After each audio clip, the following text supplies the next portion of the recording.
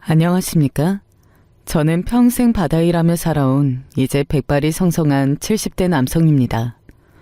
험한 바닷바람 평생을 제 곁에서 함께 맞아준 아내와 함께 늙어가며 남은 생 귀히 여기며 살아가고 있죠. 고맙게도 아내와는 금술이 나쁘지 않아 자식 내보고 살았습니다. 앞에 새 녀석들 출가시킬 때에는 참으로 감사하게도 어진 사돈네에 만나게 되어 각자 제짝과 어여쁜 새끼들 보며 다복하게 잘 살아가고 있습니다. 마지막으로 남은 한 녀석이 저희 나이든 부부의 마지막 남은 근심거리였는데 최근에 이 녀석까지 장가를 보내게 되어 우리 부부 이제 남은 할 일은 다 끝냈다 싶었던 참이었습니다. 하지만 제가 노쇠하여 아직 기력 성할 때 남은 한 녀석 출가를 시키고 싶었다 한들 귀한 내 새끼 어디 아무 가문에나 보낼 수가 있었겠습니까?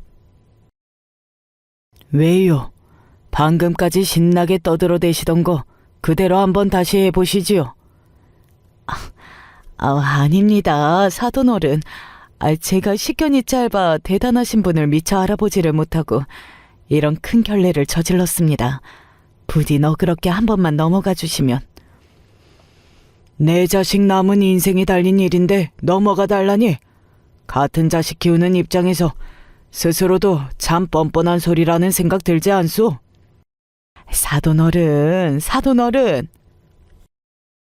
험한 뱃이라는 사람이라고 젊은 시절에는 이래저래 참 세상 눈칫밥도 많이 먹었더랬죠. 하지만 이 나이 먹고 정직하게 내 손으로 내 밥벌이하며 산 내 인생의 흔적이 우스운 취급당하는 꼴을 그냥 당하고 있어주고 싶지만은 않더군요. 여러분, 보잘것없는 노인애가 별것 아닌 자존심 꺾지 않고 고집을 부려 아직 앞날 창창한 아이 앞길에 걸림돌이 된 건 아닌지 걱정도 되시겠지만 부디 제 이야기 한 번만 들어주시겠습니까?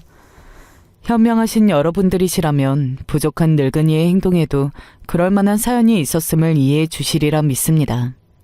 저는 전라남도 목포 출신입니다. 그곳에서 태어났고 평생 그곳에서 살면서 바닷바람 맞으며 사는 것이 당연한 일이라고 생각했습니다. 어렸을 적 조실 부모하고 살 길이 막막했을 때 제게 밥을 내어준 것도 바다였고 평생의 짝이 된 제 아내를 만나게 해준 건 역시 저 목포 앞바다였으며 넷이나 되는 새끼들 굶기지 않고 토실하게 먹여 잘 키워내고 각자 제 갈 길 갈 수 있을 만큼 장성시킬 수 있게 해준 것도 저 바다였습니다. 때로는 한없이 거칠고 성난 파도도 두려운 대상이기도 했지만 또한 한없이 자유롭게 제가 살면서 누리게 된 모든 것들을 내어주기도 한 것이 바로 바다였습니다. 거대한 물살을 헤치고 생을 살아간다는 것이 어찌 서러움이 없었겠습니까? 고된 일에 끝없이 이어질 것만 같은 고난에 서러운 시절도 있었습니다만 결국 지금의 저를 만들어준 건 역시 저 바다가 아닐까 싶습니다. 양친 다 살아계셔도 결코 녹록치가 않은 것이 세상살이인데 학교도 다 마치지 못하고 부모 잃고 일거리 전전하며 산 유년 시절이 어찌 고단하지 않을 수가 있었겠습니까? 어릴 적부터 배 타면서 바다에서 할 수 있는 일은 안 해본 것이 없었습니다. 어릴 적에 고생을 많이 해서 그런지 성공에 대한 갈망도 큰 편이었습니다. 워낙 처음부터 가진 것이 없어 그랬는지는 몰라도 주변 사람들 적당히 벌고 나면 만족할 줄 아는 것이 제게는 영 이해가 가지라 않았습니다. 돈 때문에 서러운 일 많이 겪어서 그런지 절대로 내 새끼들 돈 앞에서 서러운 눈물 짓는 일 만들지 않게 해줄 생각이었습니다. 워낙 뱃일이 고되다 보니 사실 뱃사람들이 과음하는 경우가 많습니다. 다들 그렇게 사니까 그런가 보다 하고 넘어가는 거지. 아마 요새 도시사람 기준으로 생각하면 알코올 중독자도 적지 않을 겁니다. 그만큼 술로라도 인생의 고단함을 잊고 싶은 이가 많아서였기도 했겠죠. 하지만 저는 아무리 일이 고되어도 그 고생을 해서 번 돈, 술에 쓰는 게 그렇게 아까울 수가 없더라고요. 저라고 뭐 술 마실 줄 몰라서 그랬던 것은 아니었고 악착같이 돈 모으는 데 대한 열망이 더 커서 그게 술로 인생 시름 한번 잊어보고자 하는 욕망을 이겨서였기 때문이 아니었을까 싶습니다.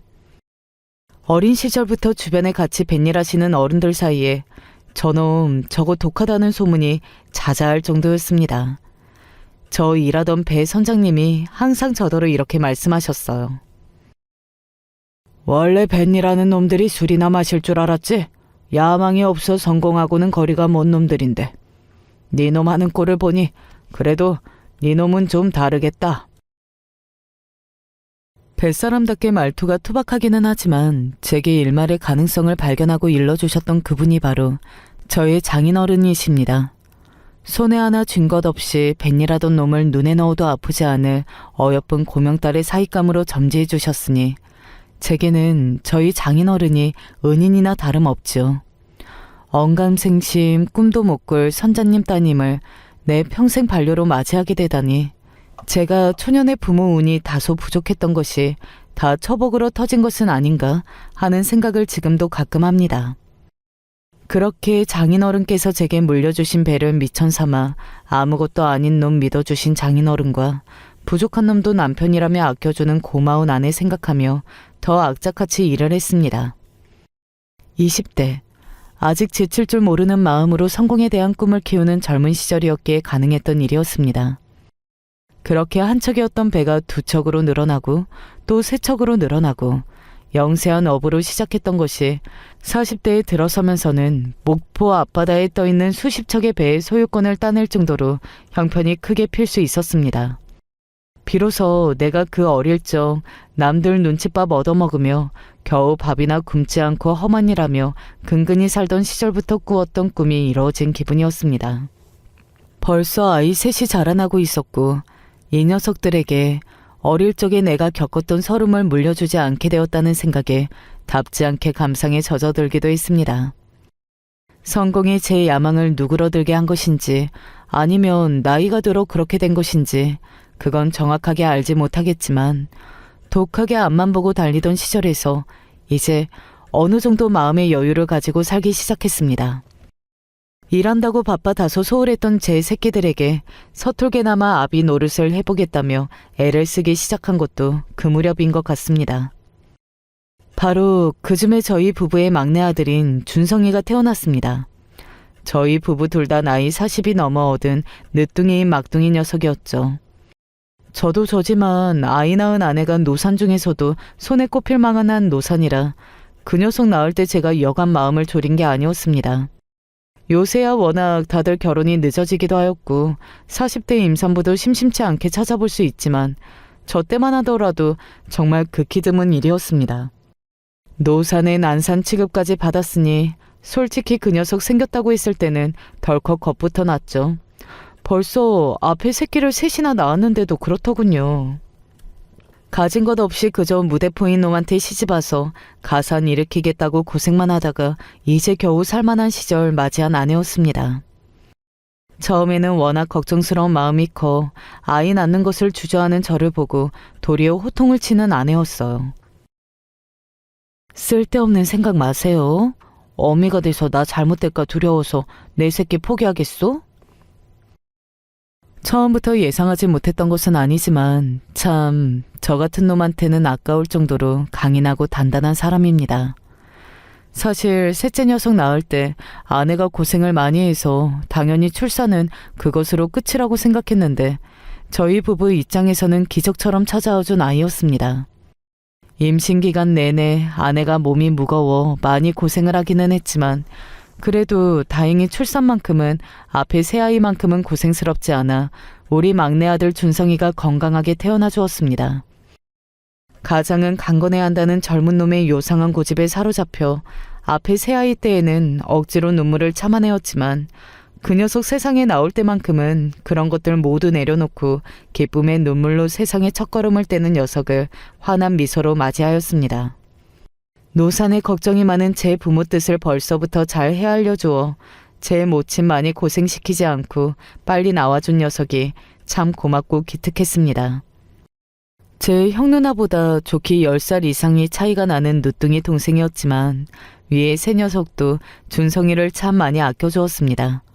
어릴 적 외딴 섬에서 홀로 뚝 떨어져 사무치는 외로움 속에 성장했던 때가 엊그제 같은데 이제 내 식솔이 이렇게나 늘어나다니 무엇을 주어도 아깝지 않은 내 새끼들이 이 세상에 넷이나 태어나 저리 건강하게 숨쉬며 살아가고 있다니 감개무량한 일이었습니다. 자식들 넷이 그 누구 하나 우열을 가릴 수 없을 정도로 이 보잘것없는 노인네에게 귀하고 또 귀한 아이들이지만 그 중에서도 우리 준성이는 조금 남다를 수밖에 없었습니다.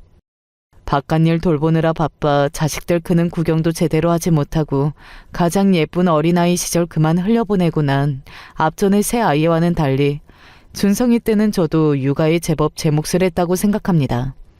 그래도 새끼를 셋이나 낳아놨는데 갓난쟁이 기저귀 가는데도 서툴기 짝이 없는 나이든 초보 아빠로서 실수를 연발하면서 참 그동안 한 행동 생각하며 아내에게 얼굴 들 낯이 없기는 했지만 뒤늦게 겪게 되는 육아의 고단함도 참 달게 느껴졌습니다. 젊은 시절에는 그저 저것들 잘 먹이고 입히고 공부시켜야 한다는 생각에 조바심이 들어 좋은 시절 보내면서도 좋은 시절인 줄 모르고 흘려보냈는데 준성이 때만큼은 그런 일 없이 아이 자라는 순간순간을 제 망막에 영원히 잊히지 않을 기억으로 저장할 수 있었습니다. 첫 아이 얻은 이래로 내가 아버지라는 자각은 항상 가지고 있었지만 그걸 제대로 실감했던 것이 준성이를 키우면서가 아니었을까 하는 생각이 드네요. 아마 저만큼 나이 드신 남자분들이라면 공감을 많이 하실 겁니다. 제 나이 때야 아내와 맞벌이해서 돈 버는 일이 그렇게 흔한 일이 아니다 보니 가장이라는 무게에 짊어지며 바깥이라는 것은 당연히 내가 되어야 한다고 생각했던 것이 우리 세대의 남성들이었겠죠. 저 역시 그 이전까지 그것과 다를 바 없는 삶을 살았고 준성이 아니었다면 하루하루 아이 커가는 모습을 보는 기쁨을 아는 일은 아마 겪지 못했을 겁니다. 이제 나이 먹어 앞으로 아이 장성시킬 생각을 하면 앞이 까마득하면서도 늦둥이를 가지고 싶어 하시는 게 이런 이유에서 그런 게 아닐까 싶기도 하네요. 저희 준성이는 중학교 때부터 내륙의 학교로 진학해 일찌감치 결혼한 다른 세 아이들에 비해 부모 곁에 가장 오래 머물러준 자식이기도 합니다. 학교도 저희 본가에서 통학 가능한 거리에서 보냈고요. 우리 아들 친구 아버지들에 비하면 벌써부터 흰머리가 내려앉기 시작한 나이든 아버지이기는 했지만 등교하는 아이 손 꼭 붙잡고 학교에도 부지런히 데려다 주었습니다. 조망만한 얼굴에 아직은 고사리 손골을 벗어나지 못한 자그마한 아들 녀석 손을 꼭 붙잡고 은비늘처럼 반짝거리는 모포 앞바다를 거닐며 아이 학교 데려다 주던 그 순간은 지금도 가끔 기억이 나고는 합니다. 애를 넷이나 키우면서도 그런 거 해준 건 준성이 뿐이었다는 생각이 들면 위에 세 녀석들에게 지금도 미안한 마음이 들지만 제게는 평생 눈 감는 순간까지 따스하고 포근한 기억으로 남을 소중한 추억입니다. 우리 준성이 자랄 때만 하더라도 벌써 목포의 아이들 울음소리가 잦아든 지 꽤 된 시점이었습니다. 어디든 서울이나 수도권 아니면 더더욱 어린 아이들 만나보기가 힘들겠지만 아마 전라도에다 바닷가 근처라서 더 깎아지른 절벽처럼 아이들이 줄어든 면도 없지 않아 있을 겁니다. 다른 대도시에 비하면 어린아이 입장에서는 신나게 놀이거리 찾기도 쉽지 않은 환경이었겠지만 그럼에도 아이는 제 부모와 함께 사는 것을 그리고 목포를 참으로 사랑했습니다. 제 아비가 선착장 근처에서 일을 보고 있을 때면 귀신같이 나타나 아비가 운영하는 낚싯배 사이를 통통 뛰어다니기도 하고 어릴 적부터 바다를 친근하게 여기던 아이였습니다. 아무렴 그래도 명색이 뱃사람의 아들인데 벌써부터 바다를 친구처럼 여기는 아이의 모습을 보면 제 피가 어디 다른 데 간 게 아니라는 생각이 들어 피식 웃음이 나기도 했죠. 제 형 누나와는 달리 내륙에 있는 학교에 진학하지 않고 고등학교까지 바닷가 마을에 다녔던 것은 이제는 노쇠한 부모를 걱정하는 마음에서 그랬던 것도 있지만 역시 그 녀석 자체가 바다를 사랑했기에 가능했던 일이라고 생각합니다. 사람으로 나서 장차 큰일 하려면 너도 앞으로는 큰 도시로 유학을 해야지. 괜히 말은 나면 제주로 보내고 사람은 서울로 보내라는 말이 생겼겠는가? 아버지는 서울에 좋은 학교 나오지 않았어도 이렇게 목포 바다에서 주름 잡고 사는데 나도 그냥 그렇게 살면 되지 않아요? 앞으로 대학 진학과 관련한 이야기가 나오기 시작하면서 내심 서운한 마음을 감추고 운을 뗀 말에 돌아온 아들 녀석의 말이 이러했습니다. 아이 성적이 제법 잘 나온 편이니 크게 이변이 생기지 않은 한 서울의 대학으로 진학을 시키게 될 일이었지만 그럼에도 여전히 목포에 머물고 싶은 마음을 드러낸과 동시에 내세울 것 없는 제 아비를 추켜 세워주는 녀석의 변죽 좋은 행동에 저도 그만 슬그머니 마음이 풀어졌습니다. 어린 반푼어치도 없는 소리 말아라. 자식을 이만큼 키워놨으면 대도시 나가 제대로 배울 생각을 해야지. 비록 단호한 아내 말에는 막내 아들 녀석도 더는 고집 피우지 못하고 따라야 했지만 말입니다. 우리 집 사내놈들이야 여장부인 아내 말 앞에서는 누구도 감히 토달 생각을 하지 못했으니 당연한 결과이기도 했습니다. 그렇게 막내 녀석까지 대학 보내며 서울로 출가시키게 되었을 땐 저희 부부도 마음이 참 많이 쓸쓸했습니다. 그때보다는 좀 더 젊었던 시절에 다른 새 녀석들 먼저 떠나보냈을 때도 역시 서운한 마음이 들었지만 막내 녀석이야 워낙 그 나이까지 제 옆구리에 끼고 살며 어린아이 취급을 해가며 손이 많이 갔던 녀석이니 감회가 남다를 수밖에 없었습니다. 저희 부부 입장에서는 마지막으로 하나 남은 막내 녀석까지 목포에서 떠나보내고 나니 자식들 모두 부모인 저희를 떠난 것만 같아 참 허전한 마음이 들기도 했죠. 가뜩이나 제 형 누나에 비해 한참은 어린아이처럼 느껴져서 다소 싸고 드는 경향이 있는 아이였으니 저희 부부 품을 떠난 것이 더욱 허전하게 느껴졌을 겁니다.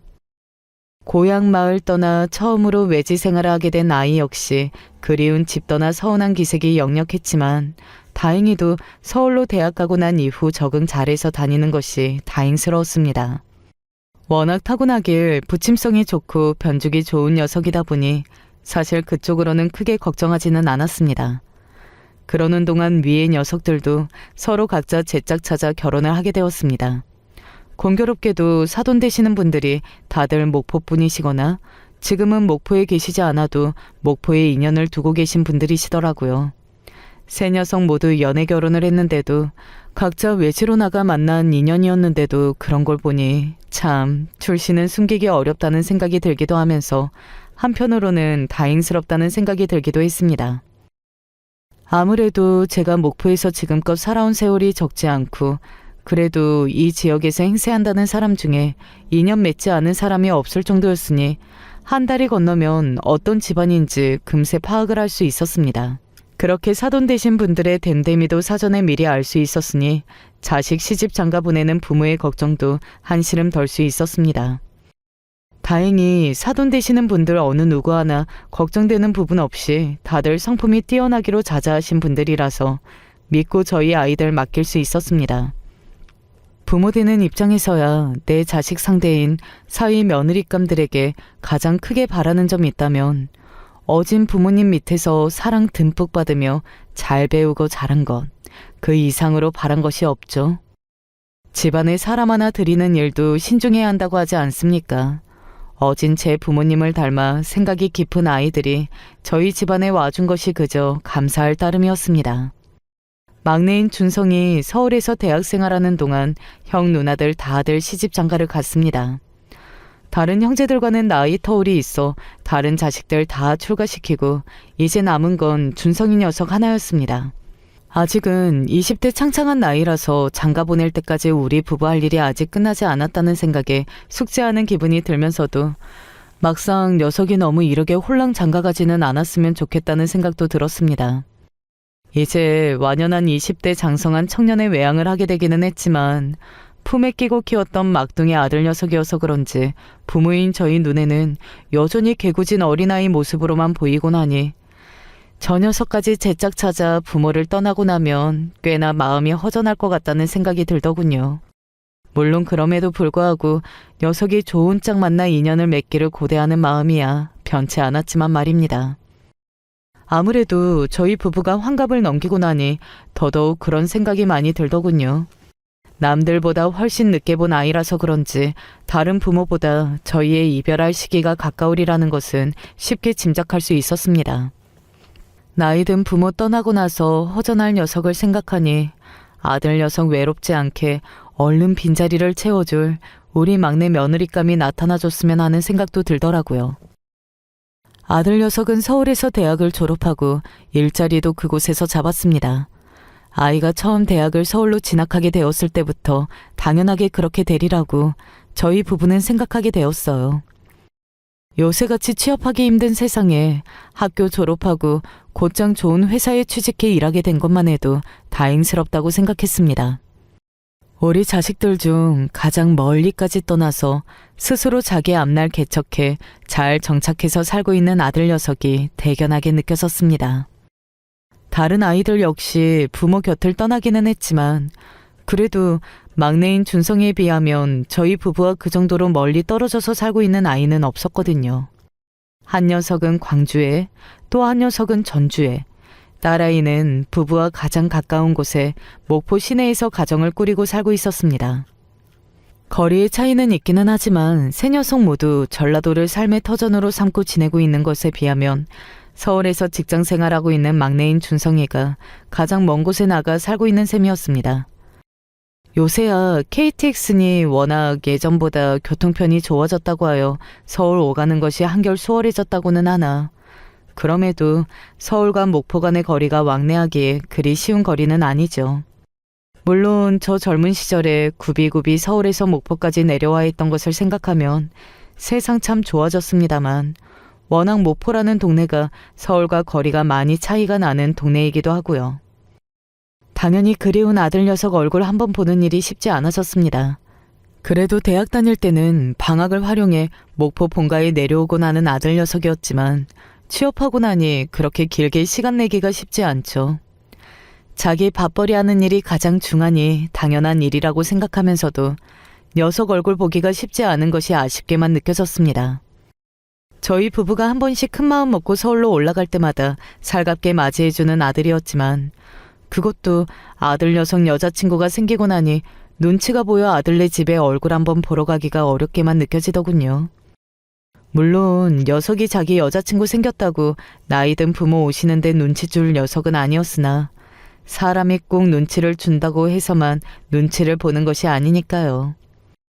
이만큼 나이든 늙은이가 되기는 했지만 저라고 젊은 시절 아내와 좋은 시절 보내지 않았던 건 아니고 그 정도 눈치야 있으니까요.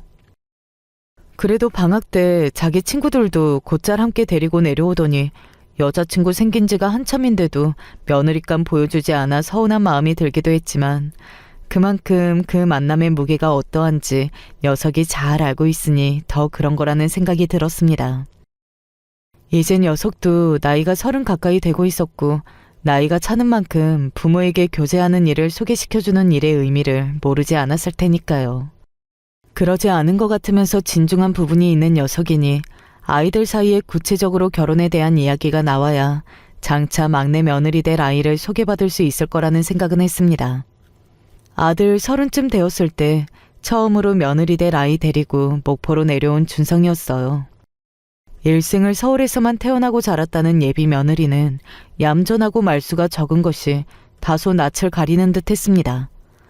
아무렴 처음 보는 예비 시부모 만나는 자리가 편치만은 않았겠죠.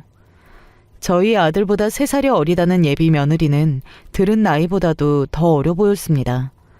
저희 눈에야 막내 아들인 준성이도 아직 한참은 더 키워야 할 어린아이로 보이는데 예비 며느리는 오직 했겠습니까? 그야말로 부모 품에서 곱게 자란 티가 여실히 드러나는 아이였습니다. 손님으로 온 아이니 손도 까딱하지 못하게 만류를 하는데도 자기 딴에는 신경이 쓰였는지 아내가 깎고 있는 사과 억지로 빼앗아 들고 과일 깎는 신용을 하는데 제 손으로 과일 한번 깎아보지 못한 티가 대번에 났습니다. 칼질이 서툴러서 삐뚤빼뚤 엉망이 되어버린 사과를 보고 자기가 더 당황하는 모습이 애처롭기도 하고 참딱하기도 하고 평생 할 줄 모르는 것까지 저리 나서서 할 정도로 저희 부부에게 잘 보이고 싶어 하는 게 눈에 선이 보여서 서툰 모습도 그저 어여쁘게만 보였습니다. 괜찮아. 우리야 나이 든 사람이라 그렇지. 요새 젊은 사람들이 이런 일 해볼 일이 또 어딨겠어? 아내가 부드럽게 달래주는 말에도 얼굴이 새빨개져 있는 모습이 조금 걱정되기는 했지만 저나 아내나 그런 걸로 남의 집 귀한 딸 트집 잡을 성품은 아니었고요. 그저 제대로 칼 다룰 줄 몰라 과도를 쥐고 바들바들 떨고 있는 모습을 보고 손이나 다치지 않을까 그게 걱정될 따름이었습니다. 한번 예비 며느리와 안면을 트고 나니 그래도 예전보다는 조금 덜 부담스러운 기분으로 아들네 서울집에 올라갈 수도 있게 되었습니다. 예전에야 아직 아들 녀석이 예비 며느리감 소개시켜줄 마음도 없는데 저희 부부가 올라갔다가 그쪽 아가씨나 저희나 당황스러운 일이 생기지 않을까 싶어서 더욱 조심스러웠는데 이제는 서로 얼굴을 알고 있으니 아들 보러 갔다가 한 번쯤 마주친다 하더라도 그렇게까지 어색하고 서먹하게 느껴질 것 같지는 않더라고요. 어차피 아들 녀석이 목포까지 그 아이 데리고 왔을 때에는 녀석도 이미 결심한 바가 있을 것이고 우리 식구가 될 아이라면 한 번이라도 얼굴 더 익혀서 빨리 어색함을 지우는 것도 괜찮을 거라는 생각이 들었습니다. 그렇게 저희 부부 한 번씩 서울 올라갈 때마다 그리고 그 아이들 한 번씩 목포 내려올 때마다 얼굴을 보게 되니 그래도 처음보다는 예비 며느리와 서먹함이 다소 가시게 되었습니다. 준성이 위에 세 아이들이야 모두 목포와 어느 정도 인연을 맺고 있는 집안 출신의 아이들과 연을 맺게 되었으니 사돈 되실 분들 만나 뵙기 전에 미리 그분들 평판이나 어떻게 사시는지 정도는 알아둘 수 있었는데 그 아가씨야 완전히 서울 아가씨가 아니겠습니까? 저희 부부가 목포에서는 나름대로 발이 넓은 사람이라 하더라도 평생을 이곳에서 살아온 사람들인데 서울에 적을 두고 계신 분들과 따로 인연이 있어 보이지도 않았고요. 그러니 더더욱 막내 며느리가 될 집안 어른들인 예비 사돈의 정체가 궁금하게 느껴졌습니다. 어머님 아버님께서 많이 젊으시네. 네, 두 분 20대 때 저를 낳으셔서요. 예비 며느리는 예비 사돈의 단 하나뿐인 외동딸이었습니다. 그야말로 금지오겹으로 자랐을 것이 뻔했어요. 살고 있는 지역 이야기를 들으니까 강남이던데 평생을 목포에서만 살아 서울 돌아가는 사정에 대해 잘 아는 것이 없다 하더라도 한 번쯤 뉴스에서 들어봤을 법한 강남 8학군 출신이라고 하더군요. 저희 부부도 자식들 남부럽지 않게 가르치기 위해 나름대로 많이 알아보고 애도 많이 썼지만 그렇다 해서 대한민국에서 가장 교육열이 높다는 그것만 했겠습니까? 들어보니 예비 며느리도 준성이 녀석이랑 같은 학교 나왔더라고요. 대한민국에서 손에 꼽힐 정도로 명문대학이라 대접받는 곳이니 예비 사돈의 교육열도 무척 높으셨을 거라는 생각이 들더군요. 저희 부부는 이제 70을 넘어가고 있는데 예비 사돈 되실 분들은 아직 나이가 50대 중반밖에 되지 않으셨다는 얘기를 들으니 그것도 신경이 많이 쓰이더라고요. 저희 입장에서야 준성이가 늦둥이고 저쪽 집안에서는 일찍 예비 며느리를 낳으셨다고 하니 그럴 법한 나이 차이기는 했지만 아무래도 나이가 있는 사람 입장이다 보니 그런 것도 신경이 쓰이더라고요. 저희 부부 두 사람 자식들에게 의탁하지 않아도 될 만큼 충분히 갖추고 살고 있음에도 불구하고 괜히 상대 집안에서 나이 많은 예비 사돈을 짐스럽게 여기지 않을까 위축되기도 하고 아무래도 한창 때인 50대 중반이야 아직 활발하게 경제활동에 임하고 계실 테니 70대인 저희 나이가 더욱 부담스럽게 받아들여질지도 모르겠다는 생각도 들더군요. 시골에서야 70대라고 해봤자 노인 축에 끼워주지도 않고 저 역시 여전히 현역으로 일하면서 꾸준히 수입을 벌어들이고 있지만 대도시에서 직장 생활하고 있는 사람들 기준으로 생각하면 70대에 일하는 사람이 뭐 얼마나 되겠습니까? 일을 한다고 하더라도 사무직으로 일하다 은퇴 후에 노후 자금을 위해 일하시는 분들이 대부분이겠죠. 생활 환경이 다르다 보니 이런 부분에서도 차이가 있다는 생각이 들었습니다. 너 사돈 되실 분들께는 미리 인사를 드렸냐? 드렸죠. 그럼. 혜연이 여기까지 인사도 시켰는데 제가 그 집에 인사 안 드리는 건 도리가 아니죠. 그래, 잘했다. 어떻게 사돈 되실 분들은 좀 어때 보이더냐? 딸 자식 걱정이 많은 분들이시죠.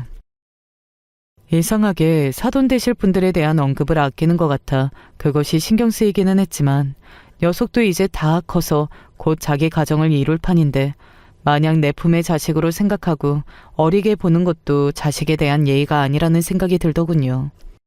결혼을 진행하는데 뭔가 걸리는 부분이 있다면 예비 며느리까지 저희 부부에게 소개하지 않았을 거라는 생각이 들기도 했습니다. 그렇게 예비 며느리 소개받은 지 1년쯤 되었을까? 아들이 구체적으로 결혼 이야기를 꺼내기 시작하더군요. 가급적이면 해 넘기지 않고 식 올렸으면 하는데 아버지 어머니 생각은 어떠세요? 우리야 너희들 좋으면 그저 다 좋지. 예상을 하기는 했지만 막내 녀석까지 제 가정 꾸리고 가장이 될 거라 생각하니 대견하기도 하면서 왠지 모르게 서운한 감정이 들기도 하고 싱숭생숭한 기분도 들고 기분이 요상하더군요. 아직 연초니까 올해라고 하면 시간이 많이 남은 것 같지만 네 형 누나들 결혼시킬 때 보니까 식장 잡는 데만도 시간이 꽤 들던 걸 보니 시간 여유가 그렇게 넉넉하지 않을 것 같은데. 그래서 상견례 날짜부터 빨리 잡았으면 하는데요. 상견례를 하고 나면 아무래도 결혼이 급물살을 타게 되죠. 집안에 자식이 넷이다 보니 벌써 앞전에 셋이나 큰일을 치르기도 하였고 다소 미흡한 부분이 있을지는 모르겠으나 여러 번 겪어보았던 일이었기에 그래도 개운에 하나뿐인 자식 시집 보내는 예비 사돈댁보다야 저희가 이 일에 좀 더 익숙하겠지 하는 생각이 들었습니다. 물론 서울에서야 결혼 문화가 어떨지는 모르더라도 최대한 예비 사돈 쪽에서 부담 가는 일이 없도록 저희 쪽에서 신경을 많이 써야겠다는 생각이 들었습니다. 저희도 이제 마지막으로 자식 결혼시키는 입장이다 보니 다소 부담스러운 부분이 있더라도 어지간한 건 다 예비 사돈 쪽에 맞추자며 상견례도 전에 아내와 함께 그렇게 이야기를 끝마쳐 놓았습니다. 상견례는 서울에서 하게 되었습니다. 아무래도 두 아이 모두 직장이 서울이다 보니 식도 서울에서 올리게 될 것이고 그렇다면 그쪽에서 할 일이 많아질 테니까요. 저희 쪽 친척들이 목포에서 그 먼 서울까지 가실 일이 조금 걱정이기는 했지만 그건 저희가 알아서 할 문제이지 예비 사돈 쪽에서 걱정하실 문제는 아니었고요. 애초에 최대한 예비 사돈 쪽 편의를 맞춰 결혼을 진행하기로 마음먹고 있는 상황이었으니 상견례 자리에서 서로에게 좋은 인상 남겨 결혼 준비도 서로 도와가며 하자는 생각으로 상견례 자리에서 서로에게 좋은 인상 남겨 결혼 준비도 서로 도와가며 하자는 생각으로 상견례장에 나갔습니다. 예비 사돈 되실 분들은 아직 나이도 젊고 평생 대도시에서 직장 생활하셨던 분들이다 보니 두 분 모두 세련된 차림이시더군요. 상견례가 이루어진 장소는 서울 강남 한복판에 있던 호텔이었는데 휘황찬란하기가 이루 말할 데가 없었습니다. 저희 부부가 해외여행 갔을 때나 그렇게 고급스러운 호텔에 머물러 보았지 국내에서는 평생 그런 곳 갈 일이 없었으니 저도 모르게 주변을 휘 둘러보게 되더군요. 아무래도 목포는 도시 규모가 크지 않다 보니 그렇게까지 대형 호텔이 있는 곳은 아니었거든요. 아니나 다를까 상견례의 시작을 상견례의 장소인 호텔로 포문을 열게 되었습니다. 멀리 목포에서 이른 시간부터 올라오시고 고생이 많으셨겠습니다, 사돈. 예비 며느리 아버지가 점잖게 말씀하셨습니다. 고생은요, 저희 아들 보러 저희 부부도 한 번씩 서울 올라오고는 합니다. 덕분에 이렇게 좋은 호텔 구경도 하게 되었으니 저희로서는 그저 감사할 따름이죠. 호텔 도착해서 느끼게 된 감상과 함께 분위기를 풀어보기 위해 건넨 인사치레나 다름없었습니다. 목포에는 이런 호텔이 없다고 하더라도 나이 들어 조금 여유 생기기 시작하면서 아내와 이곳저곳 해외여행도 적지 않게 다니기 시작했거든요. 그러면서 젊은 날에는 엄두도 내지 못했던 고급 호텔에도 묵어보고 1박에 돈 100만 원이 우스울 정도인 초호화 리조트나 풀빌라에도 묵어보고 처음에야 고작 하루 머무는데 이 큰돈이 깨진다는 생각에 저나 아내나 입을 쩍 벌리게 되었지만 그것도 몇 번 겪고 익숙해지다 보니 또 나름대로 그만한 돈값을 한다는 생각이 들더라고요. 무엇보다 저나 아내나 그동안 살면서 고생 적지 않게 했는데 이제 여유 좀 누리고 사는 입장에서 이 정도 호사 부리는 게 꼭 과한 일만은 아니라는 생각이 들자 나름대로 즐길 줄도 알게 되었고요. 한마디로 상견례 장소인 강남 호텔이 다소 화려하기는 했지만 그렇다고 해서 저희 부부 입장에서 주눅들 이유는 없었다는 뜻입니다. 그런데 제가 인사치레로 하는 말을 듣고 옆에 앉아있던 예비 사돈, 그러니까 예비 며느리의 어머니가 피식 코웃음을 치는 모습이 보였습니다. 순간 제가 잘못 보았나 싶었을 정도였어요. 하지만 뒤이어 이어진 말을 듣고 내가 잘못 본 것이 아니라는 생각에 확신이 들었습니다. 촌에서 올라오신 분들 입장에서야 그럴 수도 있겠죠. 순식간에 분위기가 싸해졌습니다. 제 부모 옆에 앉은 예비 며느리도 좌불안석으로 눈치를 보고 예비 사돈 어른도 흠흠 헛기침을 하더군요. 그럼에도 아랑곳 없이 고개를 빳빳이 들고 있는 예비 사부인 모습을 보니 평소에도 남편이나 딸 자식 눈치를 보고 살지 않고 자기 가슴에 맺히는 것 없이 하고 싶은 말 다 하고 살았을 거라는 확신이 들었습니다. 순간 표정이 굳기는 했지만 한 번 말 실수한 것 가지고 굳이 물고 늘어질 생각은 없었기 때문에 한 번은 그냥 넘겼습니다. 그러는 동안 식사가 나오고 늘 그렇듯 옆에 아내 음식부터 챙기기 시작했습니다. 이 사람이 은근히 가리는 게 많아서 가뜩이나 먹는 양이 많은 사람이 아니라서 낯선 곳에 가면 항상 신경이 쓰이더라고요. 그렇게 작은 목소리로 서로 대화 주고받으며 서로를 챙기고 있는 저희를 보더니 또 예비 사부인이 비식 비우는 소리가 들리더군요. 아무래도 고급 호텔식이다 보니 드시는데 어려움이 좀 있으시죠? 한 번 넘겨주었는데도 자꾸만 첫 만남의 선을 넘으려 드는 태도에 저도 이번에는 보란듯이 얼굴 표정을 굳혔습니다. 저희가 배려를 했어야 하는 건데, 그런데 귀한 자리인데 시골 밥상 나오는 백반집에서 상견례를 잡을 수도 없는 노릇이고. 장모님. 그러게 내가 애초부터 부모님 편하게 드실 곳 좀 알아보라고 하니까 이런 큰 호텔에 오시는 것도 얼마나 불편하셨겠어. 옆에 앉은 아들 녀석이 주먹을 꽉 쥐는 것이 보였습니다. 어릴 적부터 제 부모에게 안 좋은 소리 하는 사람 보면 그냥 넘기는 일이 없는 녀석이었습니다. 아무리 장모될 사람이라 한들 먼저 선 넘은 이상 그걸 넘어갈 아이가 아니었죠. 그런 아들 녀석 주먹을 가만히 쥐었습니다. 솔직히 저쪽에서 도발을 한들 산전수전 험한 일 다 겪고 살아온 나이든 사람 입장에서 그게 그렇게 타격을 입을 만한 수준이 아니기는 했습니다. 그래도 저 사람이 어디까지 가나 보자 그런 생각은 들더군요.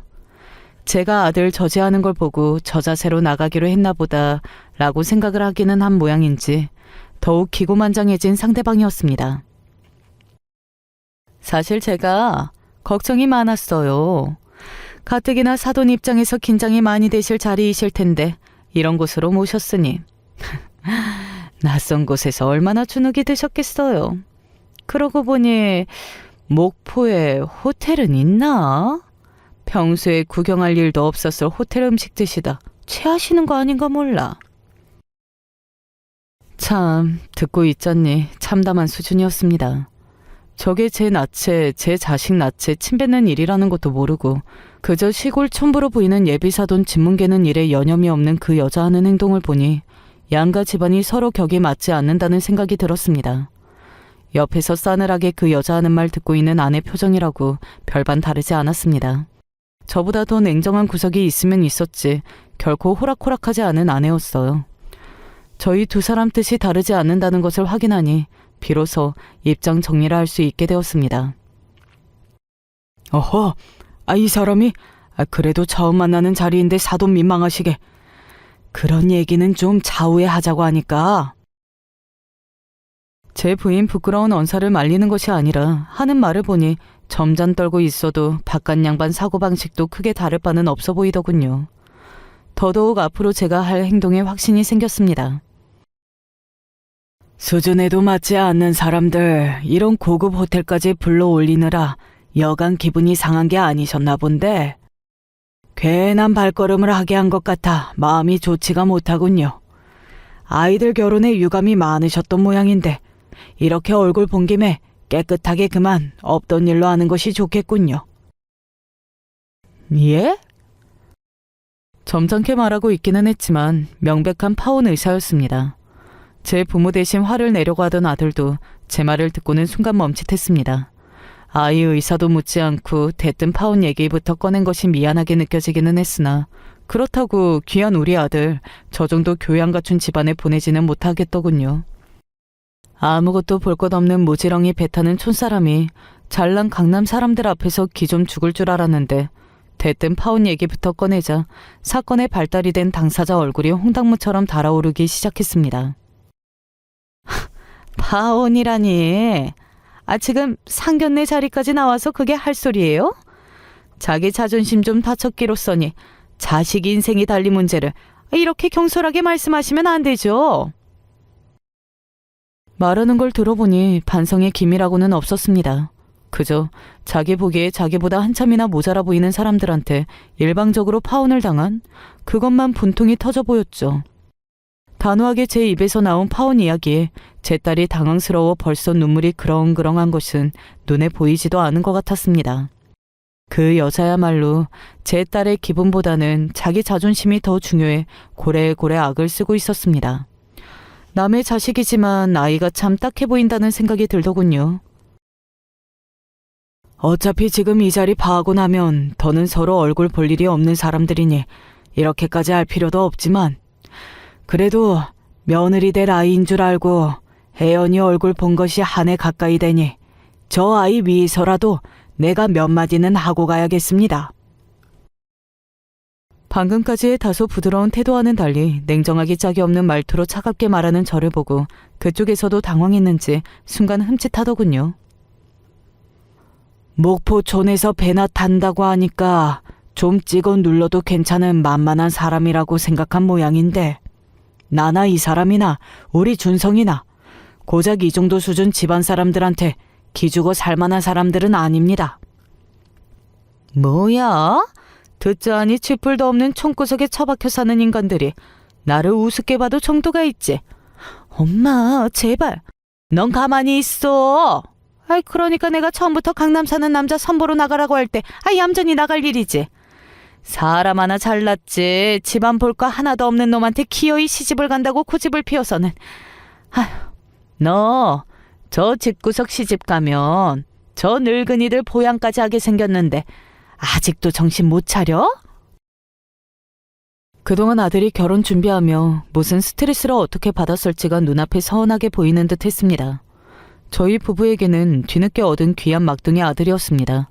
그래도 나이 더 먹은 사람으로서 저보다는 더 성숙한 모습을 보이고 싶었는데 내 아들 진문계는 발언까지 참아 넘겨줄 만큼 저도 대단한 인격자는 되지 못해서요. 가끔 무지렁이들이 나 목포 산다고 하면 당연히 도시 사는 저들 형편이 나은 줄 착각하고 되도 않은 건방을 떨곤 하던데 그쪽이 딱 그 꼴이구려.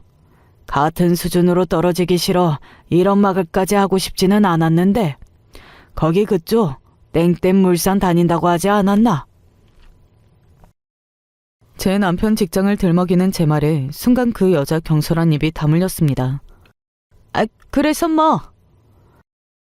거기 대표도 목포 출신인데 나랑은 40년 넘게 호영호재하며 지내는 사이거든. 내가 우리 아들 거기 직원이랑 사돈 맺게 되었다고 하니 관심이 아주 많던데.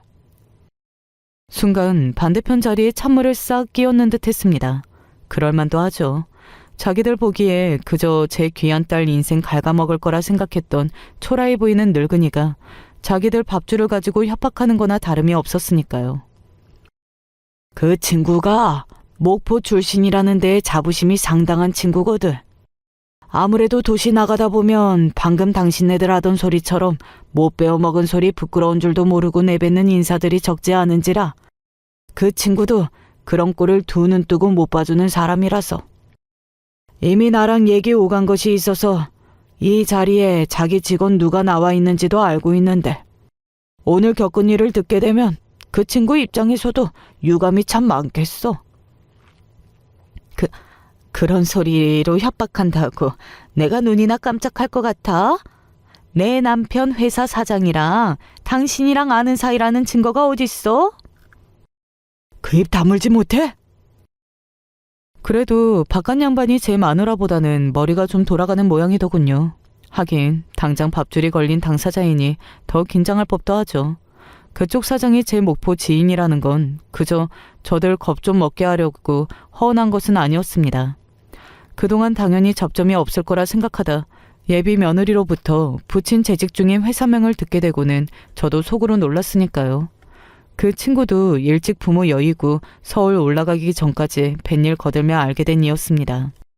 나중에 저는 목포에서 그 친구는 서울에서 각자 성공을 이루고 난 후 지난날의 회포를 풀며 더욱 가까워지기도 했죠. 뱃일이라는 게 위험을 동반한 일이다 보니 그 친구 같은 초보자에게 신경을 많이 썼던 것을 여태 고마워하는 사람이었습니다. 오늘 저희 상견례 한다는 말에 눈을 반짝이던 사람이었고요. 제가 오늘 있었던 일을 전하면 어떤 식으로든 저 집안에 불이익이 가게 되리라는 것을 모르지 않는 저였습니다. 참, 사람 인연이라는 게 어떤 식으로 닿아 있을지 알 수 없는 노릇이라서 어느 자리에서나 방종하게 굴지 말고 겸허한 자세로 임해야 하는 겁니다. 그 다음부터는 납작 고개 숙이고 제가 하는 이야기 토 하나 달지 않고 고개 주걱거리며 듣고 있는 내외였습니다. 그간 우리 부부를 어떻게 여기고 있을 줄은 몰랐어도 사실 집안 수준만 고려하자면 성혼 자체가 되지 않았을 일인데 우리가 키웠다고 내 자식 내 소유물로 여기지 않고 아이 뜻 따라주며 살아야 한다고 생각하니 미처 준비하지 못한 이런 일도 다 생기는군요. 젊은 사람들이 생각하는 것이 폄업하기 짝이 없어서 참 딱하게 되었어. 한치 앞을 보지 못하고 우물한 개구리처럼 굴다가 자식 인생에 걸린 일에 이런 비참한 꼴까지 보게 되었으니 부모로서 저리 부족한 모습 보이고 자식에게 무슨 낯으로 고개를 들고. 그렇게 장장 1시간여를 장황한 설교를 늘어놓기 시작한 저였습니다. 사실 그게 평소 제 성정과 어울리는 일이 아니기는 했습니다. 제 자식들에게도 크게 잘못한 일 없는 이상 그 정도로 뭐라 그러는 성미가 아니었거든요. 혼낼 일이 있으면 아내가 아주 눈물이 쏙 빠지도록 따끔하게 혼을 내어주었지 저는 주로 감싸주는 쪽이었고요. 그러니 지금의 이 설교는 그저 내 앞에서 감히 내 식구들 우습게 여기며 만용을 부린 저 생각 없는 이들을 망신주기 위한 것에 불과했습니다. 아내라고 그런 제 성미를 모르는 것이 아니니 제 설교가 길어질수록 바짝 긴장해 제 앞에서 납작 무릎을 꿇은 내외를 바라보며 저도 모르게 입꼬리가 올라가기 시작했습니다. 자식 파혼시키는 자리이니 가벼운 모습 보일 수는 없어 참고 있기는 했겠지만 제 남편 짐짓 근엄한 말투로 한때 사돈이 되리라 여겼던 이들 무릎까지 꿇리고 설교를 늘어놓는 꼴이 코미디처럼 보였을 겁니다. 그러다 장장 1시간 가까이 무릎을 꿇고 있어 다리가 저렸는지 1시간 전까지만 하더라도 있는 대로 건방을 떨던 여자가 몸을 베베 꼬는 꼴을 보고는 아내가 그만 참지 못하고 풋 웃음소리를 내었습니다.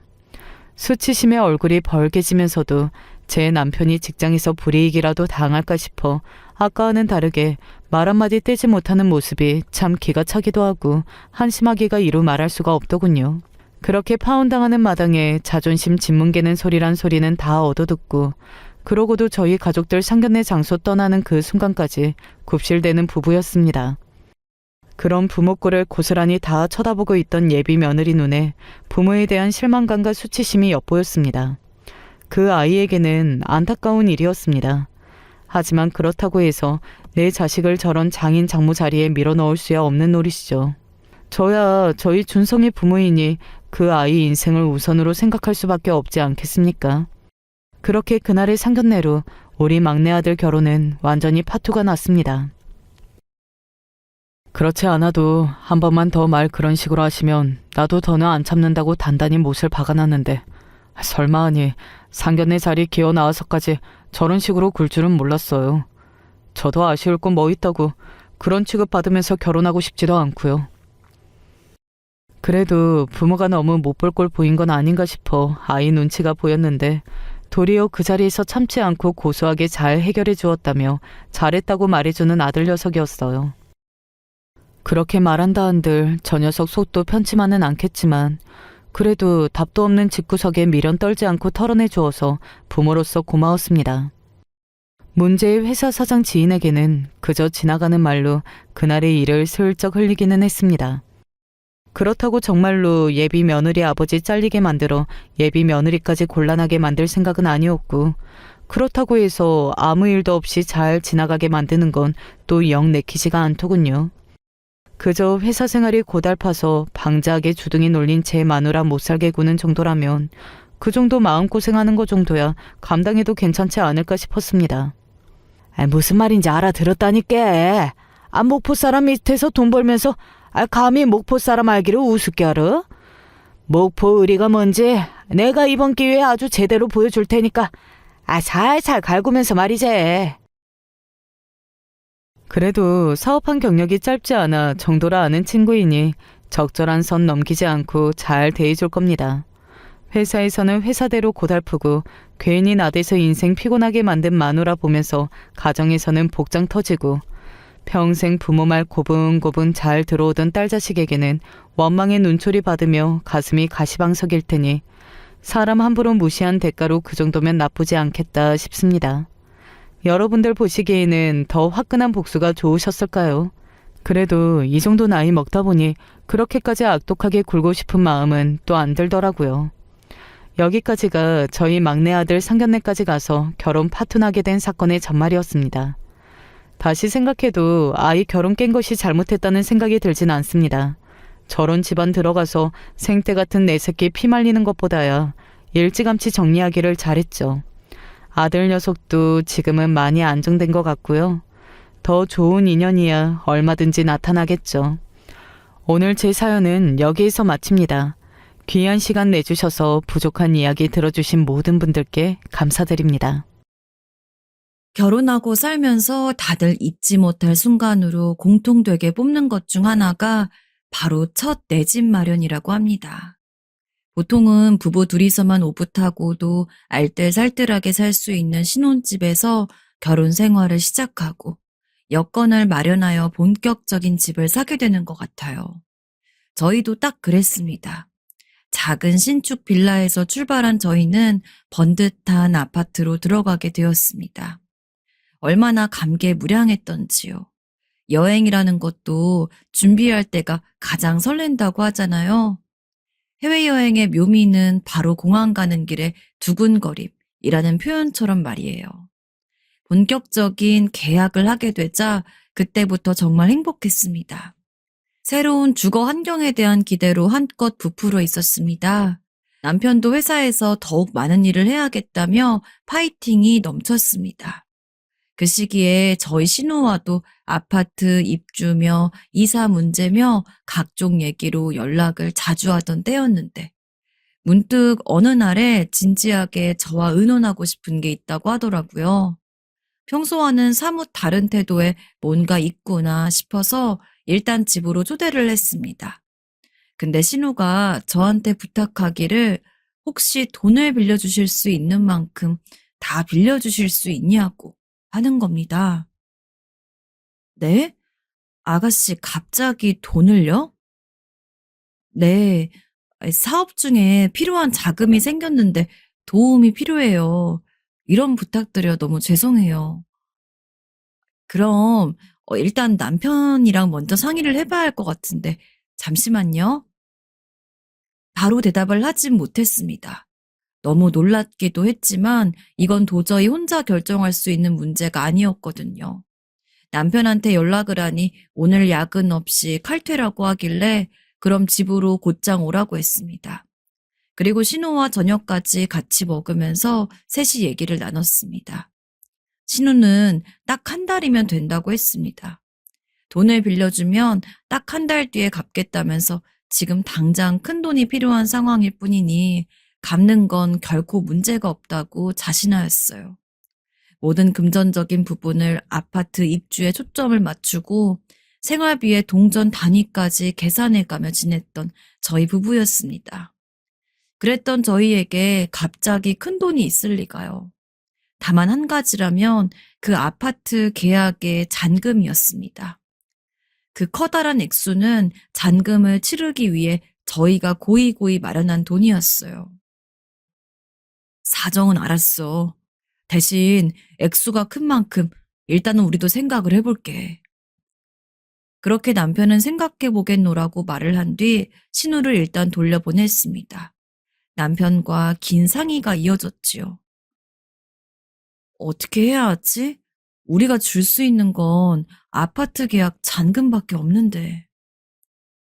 그리고 결론을 먼저 꺼내드리자면 저희는 신우를 믿고 그 돈을 빌려주기로 했습니다. 잔금일까진 기일이 더 남았으니 신우 말대로라면 문제없을 것이었습니다. 무작정 가족이랍시고 돈을 내어준 건 아니었습니다. 저희 신우가 어떤 사람이었냐면 시댁 집안의 자랑이었습니다. 시부모님께서는 남편을 늦게 보셨어요. 그 당시 30대 중반의 첫 출산이면 상당히 늦은 거라 볼 수 있었으니까요. 동생인 신우는 시어머님께서 딱 40년세에 얻으신 늦둥이 딸입니다. 집안의 예쁨을 받으며 자랐고 학교에서도 늘 상장을 타오는 모범생이었다고 합니다. 연로하신 시부모님을 대신해 남편이 제대 후부터는 동생을 전적으로 책임졌는데 워낙 알아서 잘했다네요. 내 동생이지만 정말 똑부러져. 내가 뭐 돌봐줄 것도 없고 알아서 잘하니까 안심이 되네. 맞아. 아가씨는 그럴 것 같더라. 어머님이 그러시는데 서울 4년제 대학에서 종종 장학금도 타왔다며? 응, 맞아. 나랑은 성격도 달라서. 거기다가 남편이 약간 내향적이라면 신우는 아주 괄괄한 성격입니다. 기면 기고 아니면 아닌 스타일이에요. 남편이랑 연애 시기에 신우를 처음 봤을 때부터 털털하고 똑부러지는 성격에 저도 홀딱 반했으니까요. 결혼 준비는 솔직히 저희 둘 다 제대로 안 되어 있었지만 시아버님께서 그때 병환으로 상태가 많이 안 좋으셔서 얼른 식을 올렸었습니다. 결혼하고 2달도 안 지나서 시아버님이 돌아가셨기 때문에 일찍 결혼을 서두른 것에 후회는 없습니다. 오히려 천만다행이었죠. 그리고 시어머님은 지병으로 계속 고생을 하셔서 당신의 뜻에 따라 좋은 요양원에 가신 지 얼마 되지 않은 일이었습니다. 그래서 더욱 저희끼리 아웅다웅 잘 지내고 있었습니다. 위로 언니만 둘이 있는 저에겐 신우는 친동생처럼 느껴졌습니다.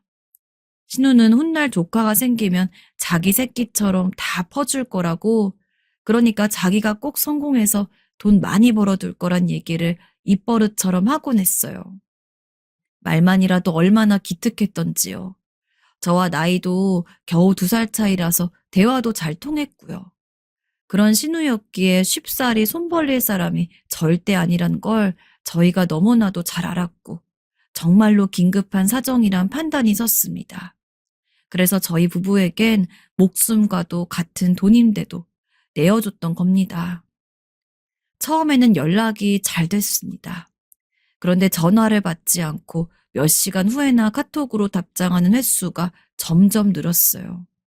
마침내 1달째가 됐을 땐 아예 감감무소식이었습니다. 눈앞이 아찔해서 남편과 함께 주말에 신우의 자취방으로 찾아가 봤지만 문은 굳게 잠겨 있었습니다. 주변의 부동산들을 돌며 간신히 집주인의 연락처를 알아낼 수 있었어요. 301호?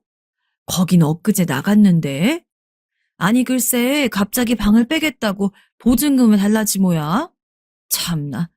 갑자기. 그래서 얼마나 당황스러웠는지. 네? 뭐라고요? 나갔다고요? 집주인의 말을 듣고는 정말 다리에 스르르 힘이 풀려서 남편이 부축을 해줘야 했습니다. 상황은 예상보다 좋지 못했습니다. 1달치 월세를 차감해서라도 신우가 보증금을 받고선 나갔다는 전말이었습니다. 남편 또한 완전히 할 말을 잃고 넋이 나가 있었어요. 저희는 망연자실했지만 그래도 기다려보자고 뜻을 모았죠. 설마 신우가 그럴 사람이 아니라고 믿었거든요. 하지만 아파트 계약 잔금일이 되도록 신우는 연락이 없었습니다. 끝끝내 저희를 저버린 것이었어요. 혹시나 싶어서 시어머님께도 들러봤지만 정말 아무것도 모르시는 눈치였습니다. 오히려 쇠약하신데 괜한 소식으로 건강이 악화되실까봐 내막을 전하지도 못하고 돌아왔어요. 친정에선 당연히 난리가 났습니다. 이게 다 자기 동생 간수 못한 윤서방 잘못이라면서 저희 부모님은 노발대발하셨고 친언니들도 화를 주체하지 못하였습니다. 그 사이에서 제가 얼마나 죄스러웠는지 모릅니다. 그 돈은 저희 부부가 비단 열심으로 모은 것뿐만 아니라 시부모님께서 물려주신 재산이자 친정에서 애써 내어주신 목돈이기도 했었으니까요. 그런 돈들을 모아 입주하려던 아파트인데 모조리 물거품이 돼버렸습니다. 남편과 죽도록 싸웠습니다. 매일 서로를 원망하며 나를 세우기 일쑤였어요. 어떻게 자기 동생한테 돈을 떼일 수가 있어? 정말 너무하다고 생각 안 해? 그래서 이제 어떻게 할 건데? 내가 언제 내 동생한테 돈 안 주면 가만 안 둔다고 협박을 했어? 뭘 했어? 따지고 보면 항상 걔 편에서 생각하고 배려해 준 건 당신 아니야? 그러니까 걔가 우리 등쳐먹을 마음을 먹은 거 아니야. 각자의 탓으로 돌리고 스트레스로 힘들어하던 당시 나날들. 도저히 같이 살 수 없을 것 같았습니다. 자연스레 이혼을 떠올리게 됐어요. 그때 머리가 아프니까 몸도 너무 무거워졌다고 생각이 들었는데 머리를 스치는 가정이 하나 있었습니다. 확인해보니 임신 상태였어요. 병원에선 8주라 했습니다. 그 확인 사살을 받는데 웃음도 눈물도 나오지 않더군요. 그 정도로 너무 힘든 때였으니까요. 그래도 일단 남편에게 알리긴 알려야 했습니다. 그날도 일부러 집에 들어온 남편에게 조용히 소식을 전했습니다. 임신 얘기를 듣고도 침묵만 지키던 남편은 겉옷과 지갑을 챙겨 밖으로 나가더니 한참을 돌아오지 않았어요. 그리고 몇 시간 지나서 돌아왔을 때 희미한 술 냄새가 맡아졌습니다. 잘 준비를 다 맞춰놓은 제 앞에 오더니 남편이 털썩 무릎을 꿇는 겁니다. 고개까지 푹 숙여선 얼마나 처연해 보이던지. 걔 찾는 건 찾는 거고 우린 우리대로 열심히 살아보자. 다시 어떻게든 해보자. 내가 해볼게. 열심히 살아보자. 그럼 어떻게든 돈은 모아지겠지. 그러더니 울었습니다. 하루 종일 눈물을 참은 저 대신인지 아주 엉엉 울었습니다. 남편이 우는 것은 연애 기간 전부 포함해서 딱 2번째였습니다. 첫 번째는 시아버님의 장례식장이었어요. 그러니 남편이 얼마나 눈물이 없는 사람인가요? 그런 사람이 목 놓아 우는 모습에 많이 놀랐습니다. 그 속이 썩어 문드러져 있었구나. 그것을 느끼곤 남편을 따뜻하게 안아주었습니다. 그렇게 저희는 날아간 아파트 꿈을 뒤로 한 채 전세살이를 이어갔어요. 어쩔 수 없는 선택이었죠. 힘들게 발품을 팔아서 구한 전세는 2년을 채우면 항상 쫓겨나듯 이사를 가야만 했습니다. 그리고 커가는 저희 아이를 보면서 이따금씩 신우를 원망했습니다. 세월이 지날수록 희미해지기는커녕 아예 인이 박혀버렸어요. 어떻게 사람이 그럴 수가 있었을까? 대체 어떻게 하면 우리한테 그럴 수 있었을까? 하는 원망으로 깊은 가슴앓이를 하기도 했습니다. 그 돈이 전부 사라진 것도 그렇지만 신의가 깨졌다는 것이 너무나도 마음이 아팠습니다. 사람에게서 받은 상처는 쉬이 지워지지가 않더군요. 아무리 많은 일상으로 덧칠해도 말이죠. 그렇게 살아가던 어느 날이었습니다. 남편의 연차에 맞춰서 아이를 맡기고 전 간만에 친정집을 가기로 한 저녁이었습니다. 버스가 신기하리만치 하나도 안 막혀서 예상보다 너무 일찍 서울역에 도착을 했는데요. 천천히 걷다 보니 서울역 정문 앞으로 노숙자들이 모여들고 있는 게 보이더라고요. 날이 저무니까 벌써 광장에서 노숙할 준비를 하나보다 싶었습니다. 남편에게 후식 과일 베란다에 있으니까 잊지 말라고 카톡도 보내고 친정집에다가 이제 기차 타러 간다고 짧게 통화도 하면서 계단을 오르고 있었습니다. 그때 제 눈에 노숙자 4명 정도가 둥그렇게 서서 가운데 낀 사람을 못살게 굴고 있는 게 보였습니다. 여기서 알짱 걸리지 말랬지? 여긴 구역이 따로 있다고 몇 번을 말해. 절로 안 가? 아유, 기집애 한 명이 진짜 말귀를 못 알아쳐먹고. 아, 썩 꺼지라고. 한 번만 알짱 걸어봐. 가만 안 둘 줄 알아. 슬쩍 들려오는 내용으론 노숙하는 구역을 침범해서 그런 것 같았습니다. 설마 한 명을 에워싸고 구타하는 상황인가 싶어서 신고할 곳을 찾아 두리번거렸습니다.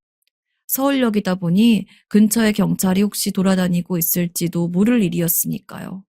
걱정스런 참견으로 그쪽을 계속 힐끗하다가 저도 모르게 어? 소리를 냈습니다. 이상한 직감이 저를 강타했습니다. 그리고 저는 홀린 듯이 다시 계단을 내려가서 그쪽으로 가보았습니다. 혹시라는 의문이 확신으로 바뀌는 순간 경악하고 말았습니다. 이럴 수가요. 다른 노숙자들에게 해코지를 당하고 있던 그 노숙자, 그 한 명의 노숙자는 바로 저의 신우였습니다. 전 깜짝 놀라 손으로 입을 틀어막은 채 가까이 다가갔습니다. 행인이 오니까 노숙자들이 혀를 차면서 자리를 뜨더라고요. 힘없이 바닥에 앉은 모습을 내려다보며 심장이 쿵쿵 뛰었습니다. 이런 말도 안 되는 일이 있냐며 떨리는 목소리가 흘러나갔습니다. 아가씨 맞죠? 저 아가씨 아닌데요?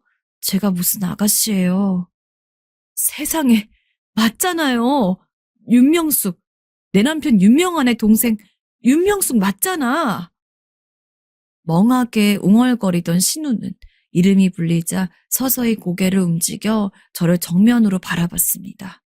정말이지 오랜만에 마주하는 그 얼굴에 전 기분이 이상해졌습니다. 신우의 행색은 말이 아니었어요. 언니? 어떻게 여기서... 우선 일어나요. 이런 데서 뭘 하고 있는 거야, 진짜. 감히 상상해보지도 못한 상황에 압도당해 있었지만 전 다행히도 기차 시간을 간신히 떠올려냈어요. 남편에게 바로 알릴까 했지만 결심 한 가지를 하고 우선 매표소에서 티켓을 한 장 더 끊었습니다. 평일이라 옆자리가 남아 있었어요. 전 그렇게 친정으로 신우를 데려갔습니다. 당장 분노의 책망을 하고 싶지 않았던 건 아닙니다. 왜 안 그러고 싶었겠어요? 하지만 100마디 말보다도 신우의 몰골 하나가 모든 걸 말해주고 있었으니 차마 그럴 수가 없었습니다. 웬 거렁뱅이랑 왔냐며 당황하던 친정 식구들은 신우가 씻는 동안 제가 사정을 말하자 전부 기함했습니다. 그러면서도 아까의 몰골을 다들 보았기에 차마 험한 말은 삼켰습니다. 저의 신신당부도 있었고요. 말끔하게 씻은 신우를 보니 수년 전 마지막으로 봤던 그 얼굴이 금세 보였습니다. 제가 알던 그 신우였죠. 자정이 다 돼가는 늦은 시간이었지만 부엌 식탁에 마주보고 앉아 전 뜨끈한 밥과 국을 챙겨주었고 신우는 멀뚱히 그걸 바라보았어요. 일단 먹어요. 먹고 얘기해요. 그리고 저는 맥주 한 캔을 깠습니다. 제 말에 머뭇거리며 수저를 들다가 허겁지겁 밥을 먹던 신우는 당장에 허기가 채워지자 정신이 퍼뜩 들었는지 절 쳐다보며 갑자기 어깨를 들썩이며 울기 시작했습니다. 그 돈 다 날렸어요. 전부 사기를 당해서 그대로 다 날렸어요. 언니 정말 죄송해요. 제가 죽일년이에요. 제가 죄인이에요. 그래서 연락도 못한 거예요? 신우는 대답 없이 울었습니다.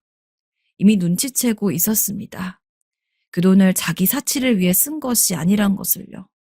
그런 거지 같은 몰골로 그것도 서울역에서 노숙을 하고 있는 것이면 갈 때까지 간 상황이었으니까요. 돈을 날리고 차마 염치가 없어 저희 앞에 나타나지 못했다고 합니다. 길에서 아는 이 하나 없어 객사하더라도 자기가 책임지고 받아야 할 업보라고 생각했다고 하더군요. 신우를 향한 깊은 원망은 아직 자리하고 있었지만 밤새 많은 생각 또한 들었습니다.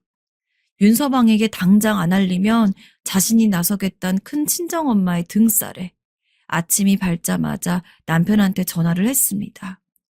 신우의 소식을 그대로 전했어요. 전 남편이 들끓는 분노로 난리를 치거나 노숙 얘기에 가슴 아파할 것이라 생각했지만 반응은 의외였습니다. 알겠으니까 다시는 보고 싶지 않다는 겁니다. 살아있는 거 알았으면 됐다고. 이제 죽을 때까지 안 보면 되는 거라고 말입니다. 내심 놀라면서도 남편의 태도가 이해갔어요. 그런데요, 제가 그런 남편을 설득했습니다. 신우는 받을 벌을 다 받았다고 호소했습니다. 정작 신우는 남편과 제가 죽으라면 그냥 죽겠다며 덤덤했는데 말이에요.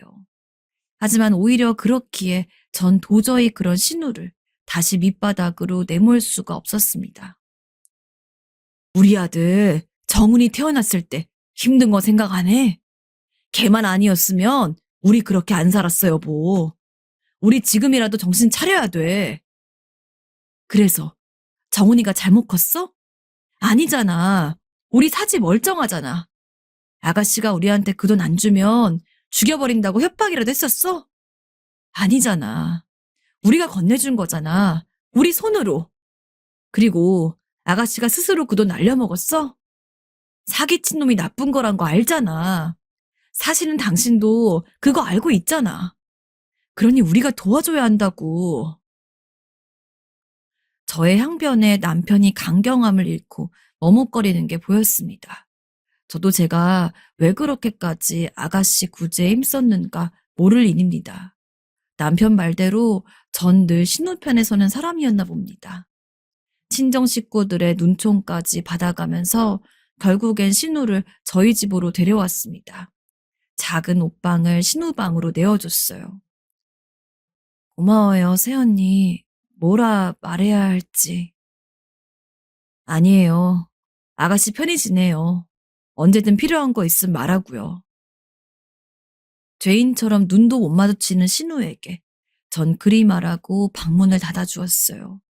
그날 밤 신우의 훌쩍거리는 소리는 다시금 제 가슴을 미어지게 만들었고요.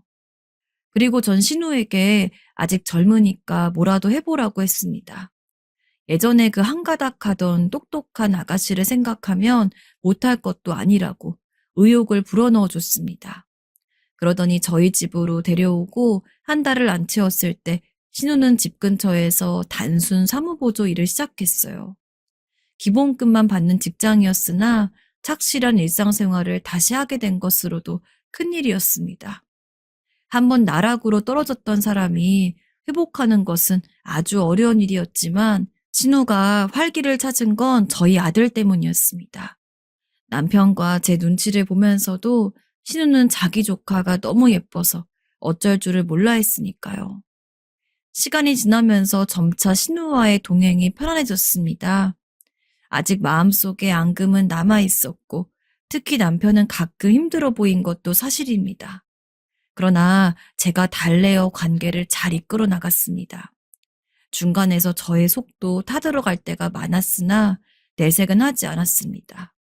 한번 포용하기로 한 이상 이것에도 책임을 져야 한다고 생각했기 때문입니다. 신우는 그 직장에서 딱 1년을 채우고 이직하였는데 외국계 기업에 들어갔습니다. 사무보조 일을 하는 동안 자격증을 4개나 땄고 늘 자소서를 쓰는 연습에 삼매경이었는데 끝내 해내고야 말았죠. 게다가 신우는 돈을 허투루 쓰지 않았습니다. 오죽하면 제가 이제 좋은 곳에 다니면 옷도 어느 수준은 맞춰 다녀야 된다고 하면서 쇼핑을 권했을 정도입니다. 신우는 제가 헌옷수거함이나 동네 무료 나눔에 내놓으려는 옷들 중에서 골라 입을 만큼 지독히 알뜰했습니다. 옷이 너무 해졌는데 그래도 살 건 사 입어요. 아니에요. 어차피 일만 하고 나갈 데도 없는데 사 입을 필요가 뭐 있어요. 그렇게 악바리처럼 굴더니 신우는 저희가 빌려줬던 금액의 상당 부분을 갚았어요. 어엿한 사회인이자 소중한 가족의 일원인 신우의 존재가 너무나도 감사했습니다. 신우가 이제 나가 살겠다고 독립을 준비하겠다 했을 때 내심 서운한 기분이 들어서 이렇게까지 관계가 회복되었던 것에 놀라기도 했지요. 그만큼 함께 사는 것에 조금의 불편함도 없었으니까요. 원체 머리가 좋은 신우는 자기 조카가 물어보는 공부에 대답을 못 해주는 것이 없었고 남편이 승진 문제로 회사에서 계속 힘든 일이 생겨났던 시기에는 현실적인 조언으로 큰 도움을 주었습니다. 자취방을 구했다며 저희에게 보고를 하던 날 신우는 어려운 얘기 또한 함께 꺼냈습니다. 자신에게 한 번에 신용을 더 줄 수 있냐는 얘기였습니다. 저희로부터 빌려갔던 돈의 나머지를 당장 갚고 싶은데 그럴 수 없는 이유가 있다고 했어요. 신우가 회사 일 이외에 자꾸 뭔가를 공부하고 준비하는 게 보였던지라 전 그 이유가 아주 궁금한 사람으로서 귀를 기울였습니다. 바로 사업을 시작하고 싶다는 것이었습니다. 사업이요? 아니, 또? 남편과 저는 난색을 숨기지 못했습니다. 예전에도 사업 아이템 관련으로 잘못된 사람과 엮여 돈을 잃은 것이었기 때문이에요. 특히 지금 직장은 연봉도 높았기 때문에 굳이 박차고 나온다는 게 선뜻 이해가 가지 않았습니다. 망설이는 저를 대신해서 남편이 먼저 반대했습니다. 겨우 찾은 제자리 이제 올라가고 있는데 왜 다시 져버리는 거야? 이거 아주 바보 같은 짓이야. 응? 다시 생각해보자. 남편은 사업에 모든 돈을 투자하는 건 바보 같은 짓이라며 강하게 말했습니다. 그런데요, 제가 또 그런 남편을 만류했습니다. 이상한 일이죠? 저도 알아요. 하지만 굳은 심지가 엿보이는 신우의 눈빛을 마주한 순간 왠지 그리 해야만 할 것 같았습니다. 그래요. 해보고 싶은 거 해봐요. 한번 살다 가는 인생 마음껏 해봐요. 저의 말을 듣자마자 신우는 애써 울음을 삼켰어요. 젖은 눈으로 저희를 보면서 반드시 성공하겠다고 약속했지요. 남편은 못마땅한 기색이었지만 제가 워낙 단호하게 나오는 것에 더 말을 붙이지 못했습니다. 그리고 신우는 새로 사업을 시작하면서 소위 대박이라는 걸 터뜨렸습니다. 시작한 지 몇 달 만에 투자금을 전부 회수했으니 가히 대박이라고 부르는 게 맞는 거죠. 저희 부부는 신우로부터 소식이 들려올 때마다 날아갈 듯이 기뻐했습니다. 신우가 진정으로 제도약을 이룬 것에 가슴이 다 벅찼습니다. 그렇게 놀라운 소식으로 취해 있던 때 저희 집에 정말 큰일이 일어났습니다. 바로 아파트 청약에 당첨이 된 일이었습니다. 처음에는 이게 잘못된 소식인가 의심하기도 했지만 당첨이 맞았습니다. 정확히 맞다는 것을 확인했던 그날, 새 식구가 얼싸안고 난리를 피웠습니다. 로또 당첨자의 기분을 그렇게나마 느껴보는 것 같았어요. 신우는 일이 너무 바쁘다며 이런 경사에 얼굴 보고 얘기하지 못하는 것을 아쉬워했습니다. 그럴 만도 한 게 사업장이 점차 잘 풀리고 있었으니까요. 그리고 드디어 저희는 아파트에 들어가게 되었습니다. 입주 당일이 돼서야 제대로 실감이 났어요. 머나먼 길을 돌아 이렇게 풀리는구나 싶어서 자꾸 미소가 지어졌네요. 학군도 좋은 동네라서 더욱 만족스러웠습니다. 그렇게 새로운 집, 바로 저희가 꿈꾸던 아파트에서 행복한 일상을 보내게 되었습니다. 하루는 신우랑 안부차 카톡을 주고받고 있었는데 갑자기 돈을 붙이겠다는 얘기를 해왔습니다. 돈이요? 다음날 저녁 남편이랑 둘이 함께 계좌를 확인해 보니 신우가 정말로 돈을 입금해 놨더라고요. 저희 부부는 둘 다 잠시 말이 없었습니다. 화면에 공이 몇 개인지 한참을 봤습니다. 머리로는 금방 이해했으면서도 자꾸만 세어봤습니다. 확실히 6억이었습니다. 신우가 저희에게 보낸 돈은 무려 6억이었습니다. 저희는 진짜 그 순간에 뒤로 넘어갈 뻔했습니다. 남편이 나서서 신우에게 전화를 걸었습니다. 아니, 이게 무슨 돈이야? 이렇게 큰 액수를 갑자기 왜 보낸 거야? 오늘 지금 이 순간까지 번 돈을 몽땅 다 보냈어요.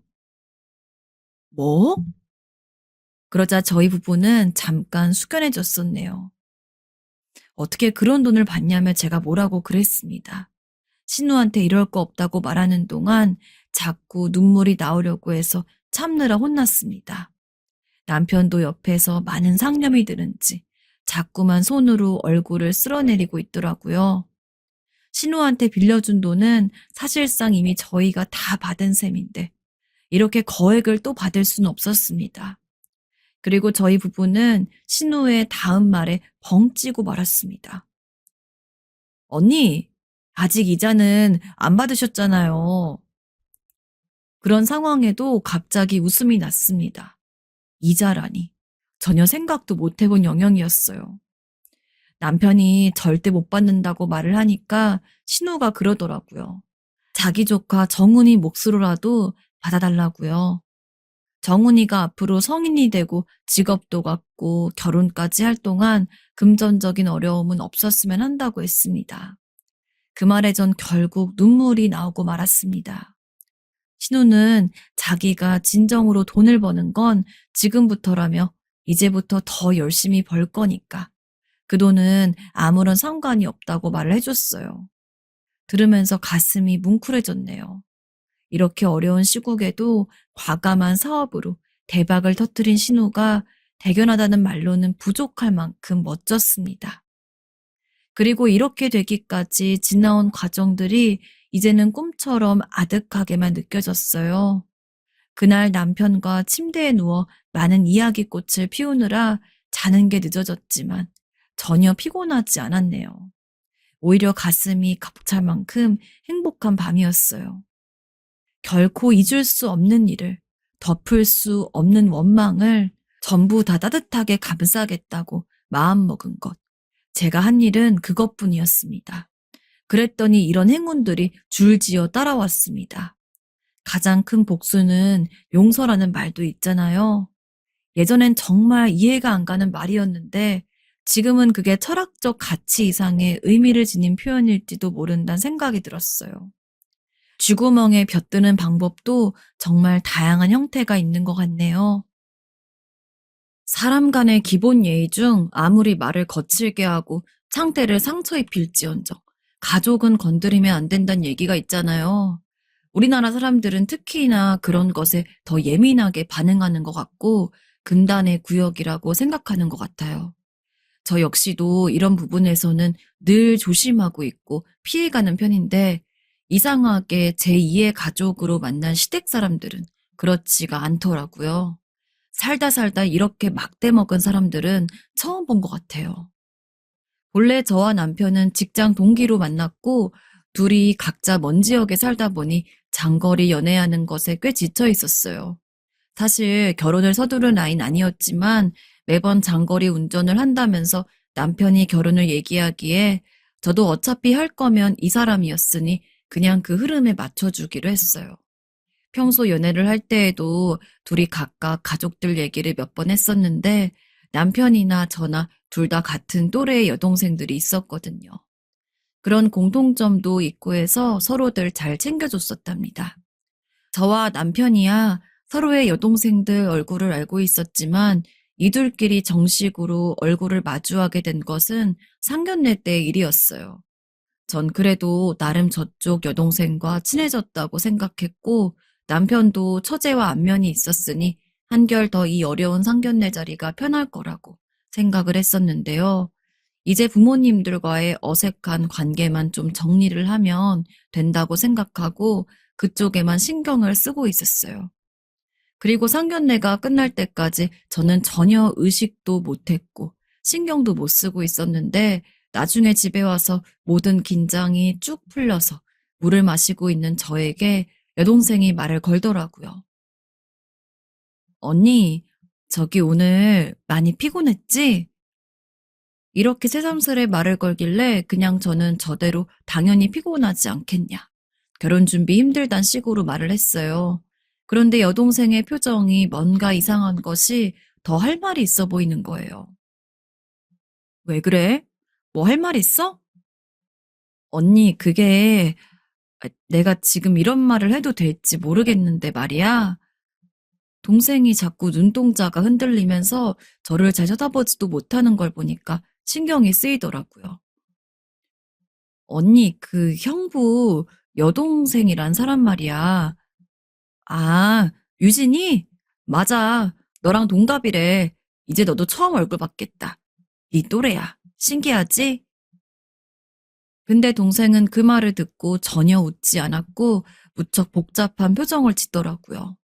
그러더니 뭔가 자꾸 주저하면서 말을 꺼내는데 이 말을 듣고 놀라서 전 계속 동생에게서 시선을 뗄 수가 없었어요. 나 그 사람, 그니까 정유진 알아. 나 중학교 때 동창이야, 언니. 뭐라고? 동창? 어떻게? 생각해보니 제가 고등학생이고 동생이 중학생일 무렵 한 번 이쪽으로 이사 오면서 전학을 왔던 게 떠올랐어요. 남편이 지금 살고 있는 동네가 그 학교 근처가 아니긴 하지만 거기도 중간에 이사를 갔다거나 했다면 그 학교를 다녔을 확률이 있긴 한 거니까요. 근데 동창이라면서 말을 하는 동생의 표정이 갈수록 조명이 꺼진 듯 어두웠고 물어보는 저도 예감이 썩 좋지 않아서 누구 하나 먼저 말을 하라고 재촉하기가 어렵더군요. 이윽고 아주 늦게 말을 떼가며 얘기를 이어가던 동생의 얘기는 꽤 충격적이었어요. 저에게도 그렇게 사근거리면서 말을 편하게 하고 잘해주던 남편의 여동생. 아가씨는 예전에 제 동생에게 꽤 삐딱하고 못된 친구였던 것 같더군요. 아니, 친구도 아니었고 그저 같은 반이면서도 은근히 따돌림을 주도하던 애였다는 거예요. 걔, 나 기억할 수도 있고 못할 수도 있어. 근데 나는 걔 얼굴 확실히 기억해. 그날 보니까 얼굴 손 좀 댄 것 같던데. 그래도 그 인상은 그대로 남아있더라고. 심지어 이름도 똑같고 나랑 동갑이면 말 다 한 거지 뭐. 진짜 깜짝 놀랐어. 동생 말로는 아가씨가 제 동생을 못 알아본 것 같다는 거예요. 이런 말을 듣고 나니 어찌나 기분이 가라앉고 처지던지. 남편은 나에게 있어서 정말 더할 나위 없이 좋은 사람이었고 그 집에 가서 어울려 지낼 때에도 분위기만 좋았었는데 이게 뭔 일인가 싶더라고요. 그런데 이어서 동생이 말을 했어요. 아니 뭐 솔직히 언니 나는 형부를 계속 겪어왔으니까 형부가 언니한테 좋은 사람인 건 알겠어. 그래서 너무 놀란 거야. 정유진이 형부같이 괜찮은 사람의 동생이라니까. 그래도 뭐 나 신경은 안 써도 될 것 같아 언니. 어차피 나랑 걔랑 마주칠 일이 앞으로 뭐가 있어. 날 따돌리긴 했지만 찝찝하긴 해도 언니랑은 상관이 없는 거니까. 아니 이게 어떻게 별일이 아니야. 신경을 안 쓸 수가 있어. 믿을 수가 없네. 근데 어떻게 이 말을 듣고 신경을 안 쓸 수가 있겠어요.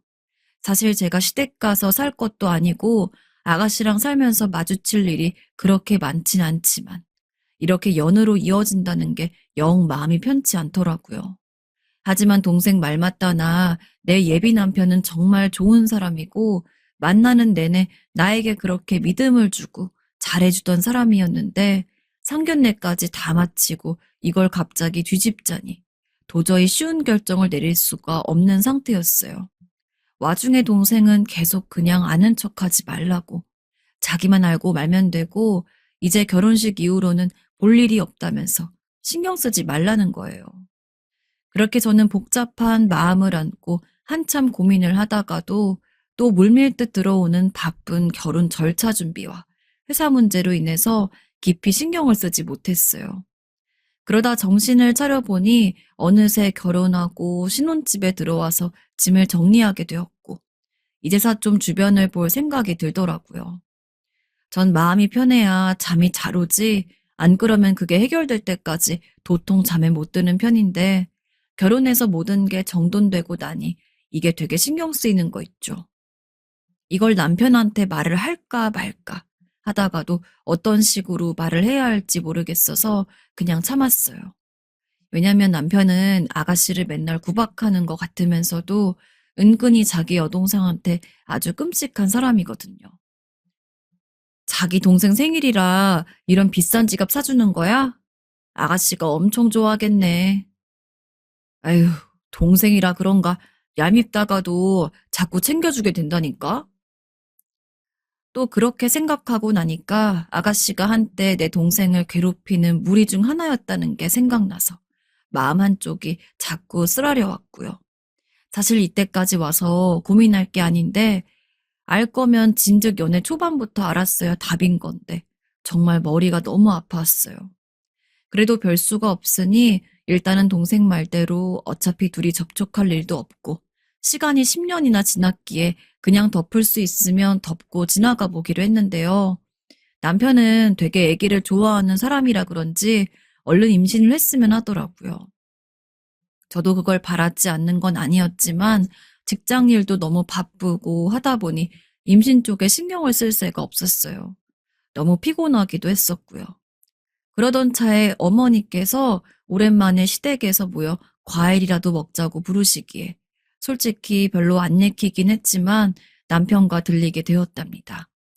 결혼해서 신혼여행 다녀오고 인사도 각 집마다 드린 이후 처음으로 가는 것이었기에 아직도 여전히 어색하긴 했어요.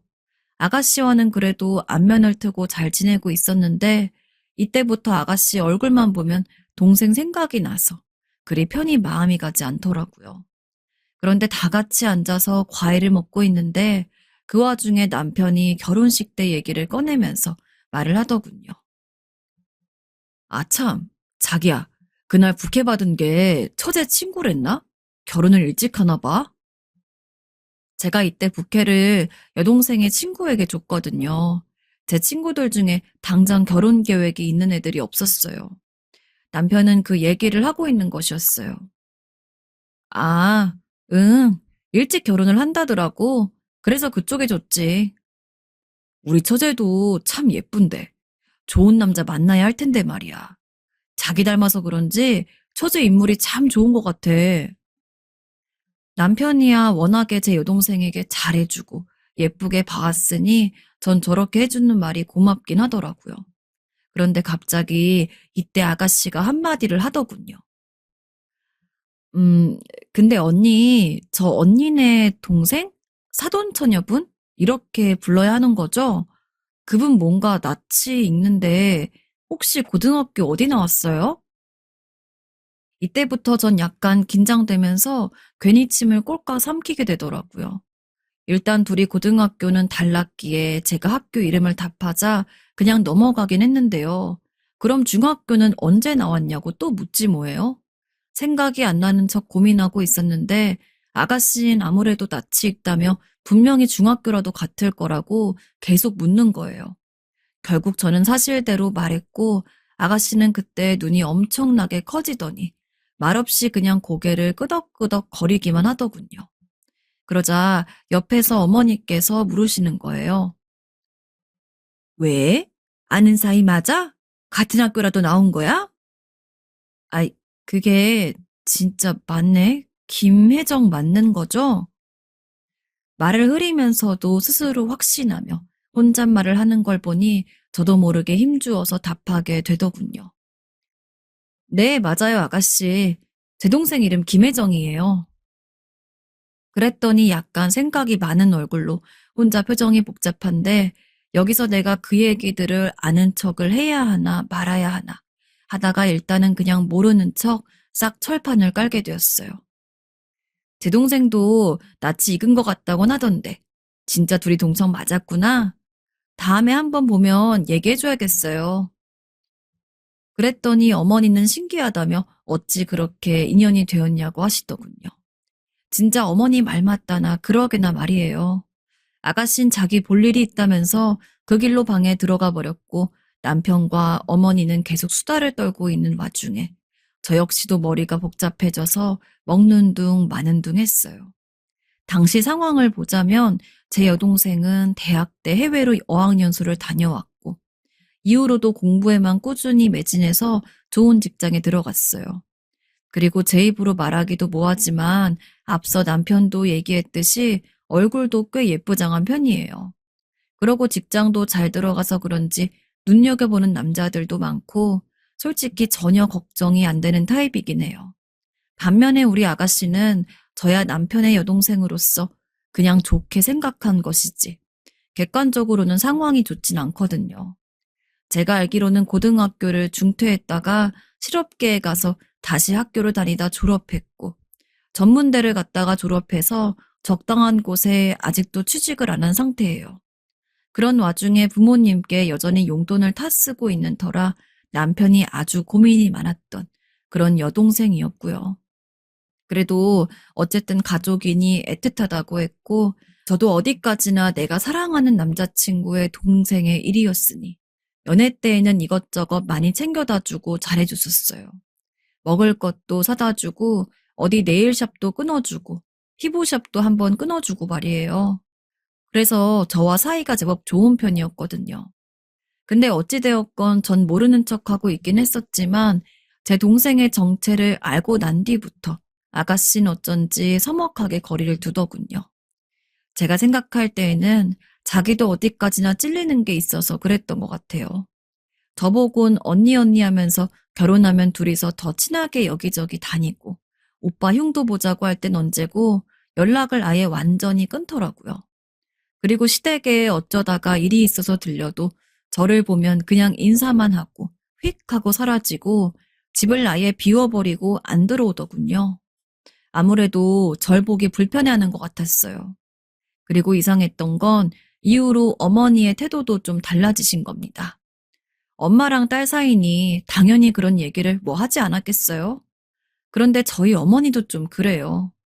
딸이 아무리 자기 입장에서 얘기를 했겠다지만 그래도 엄연히 딸이 사돈처녀를 괴롭혔던 입장에 있는 건데 그걸 인정하기가 싫은 건지 괜히 어떻게든 합리화를 시키고 싶으신 건지 생전 묻지도 않던 제 동생 안부를 대뜸 물어보시는 거 있죠. 저기 뭐야, 사돈처녀는 잘 지내니? 저번에 얘기 들어보니까 뭐 직장 다닌다며? 어디 뭐 여기 작은 회사 다니나? 작은 회사요? 아닌데요. 이름만 들어도 알만한 대기업이에요.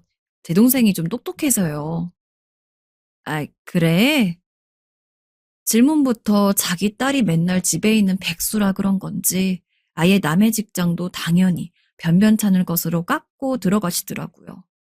그렇다고 저도 뭐 완전 정색하고 말할 것도 없고 그냥 대강 잘라서 대답을 했어요.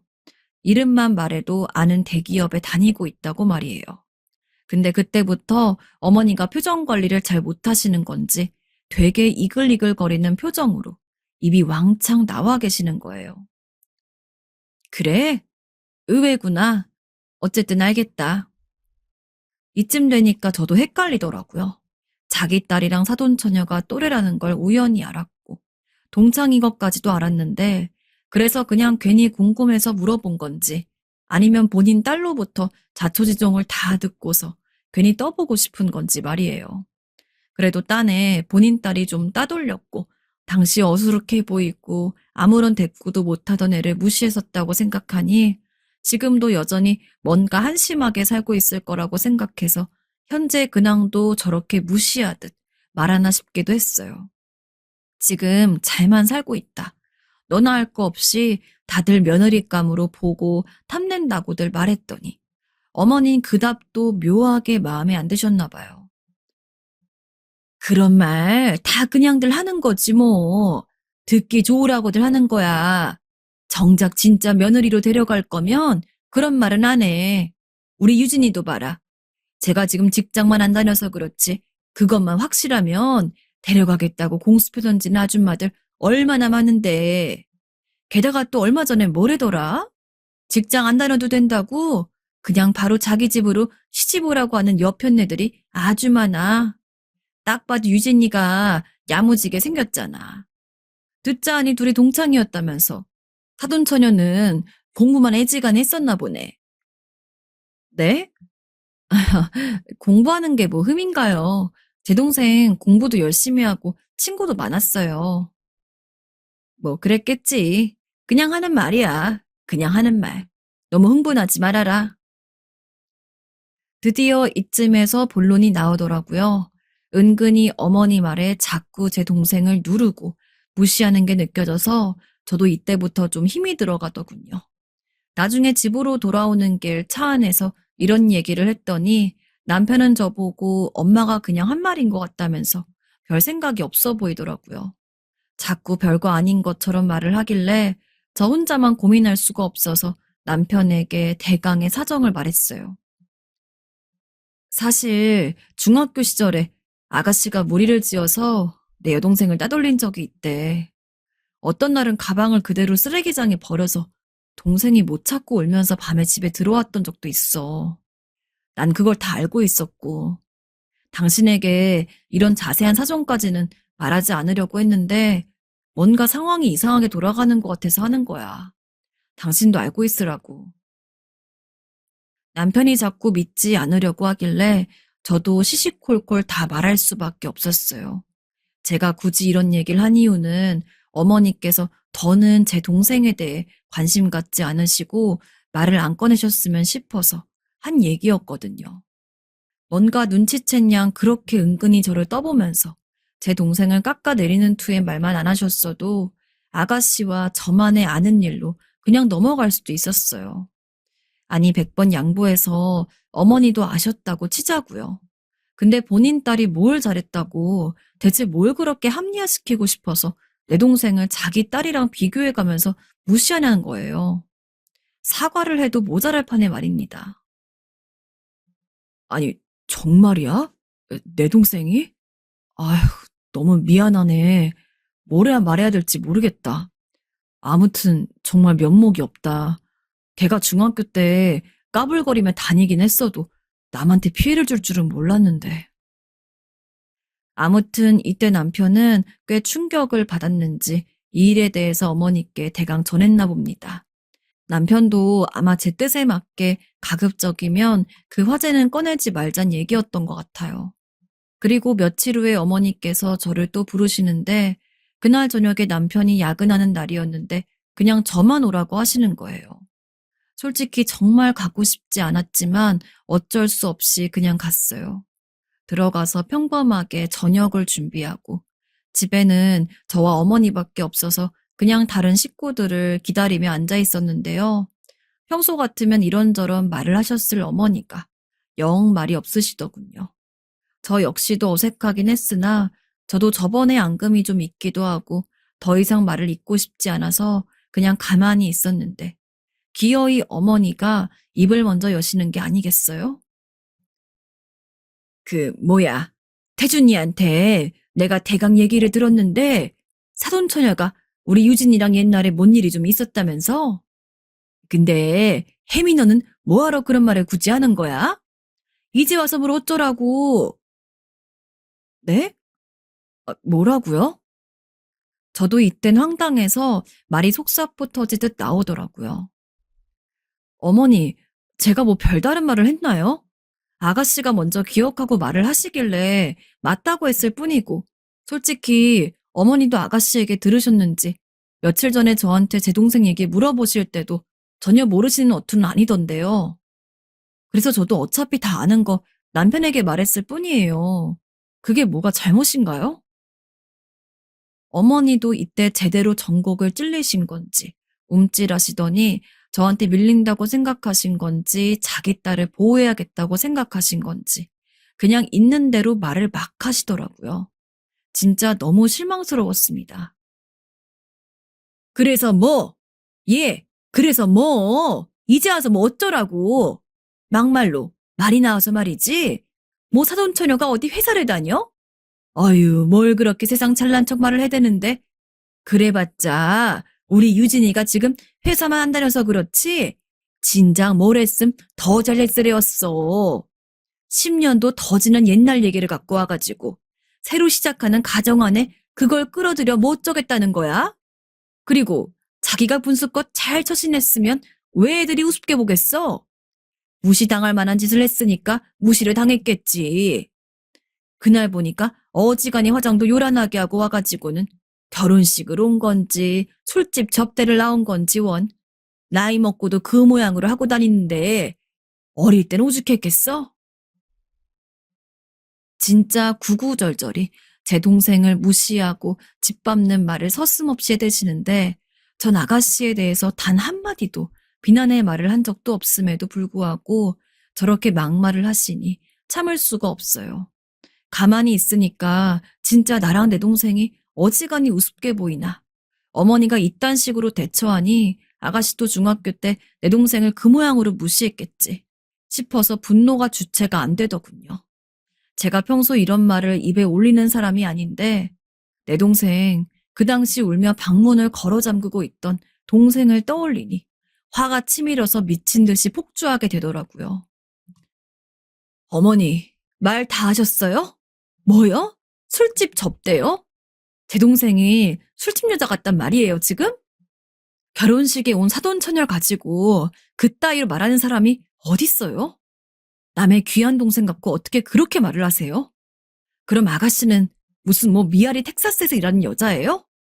그날 눈 시커멓게 하고 손바닥만한 치마 입고 와서 어른들이 얼마나 욕했는데 그걸 아시면서도 지금 제 동생한테 그딴 소리를 해대시는 거예요?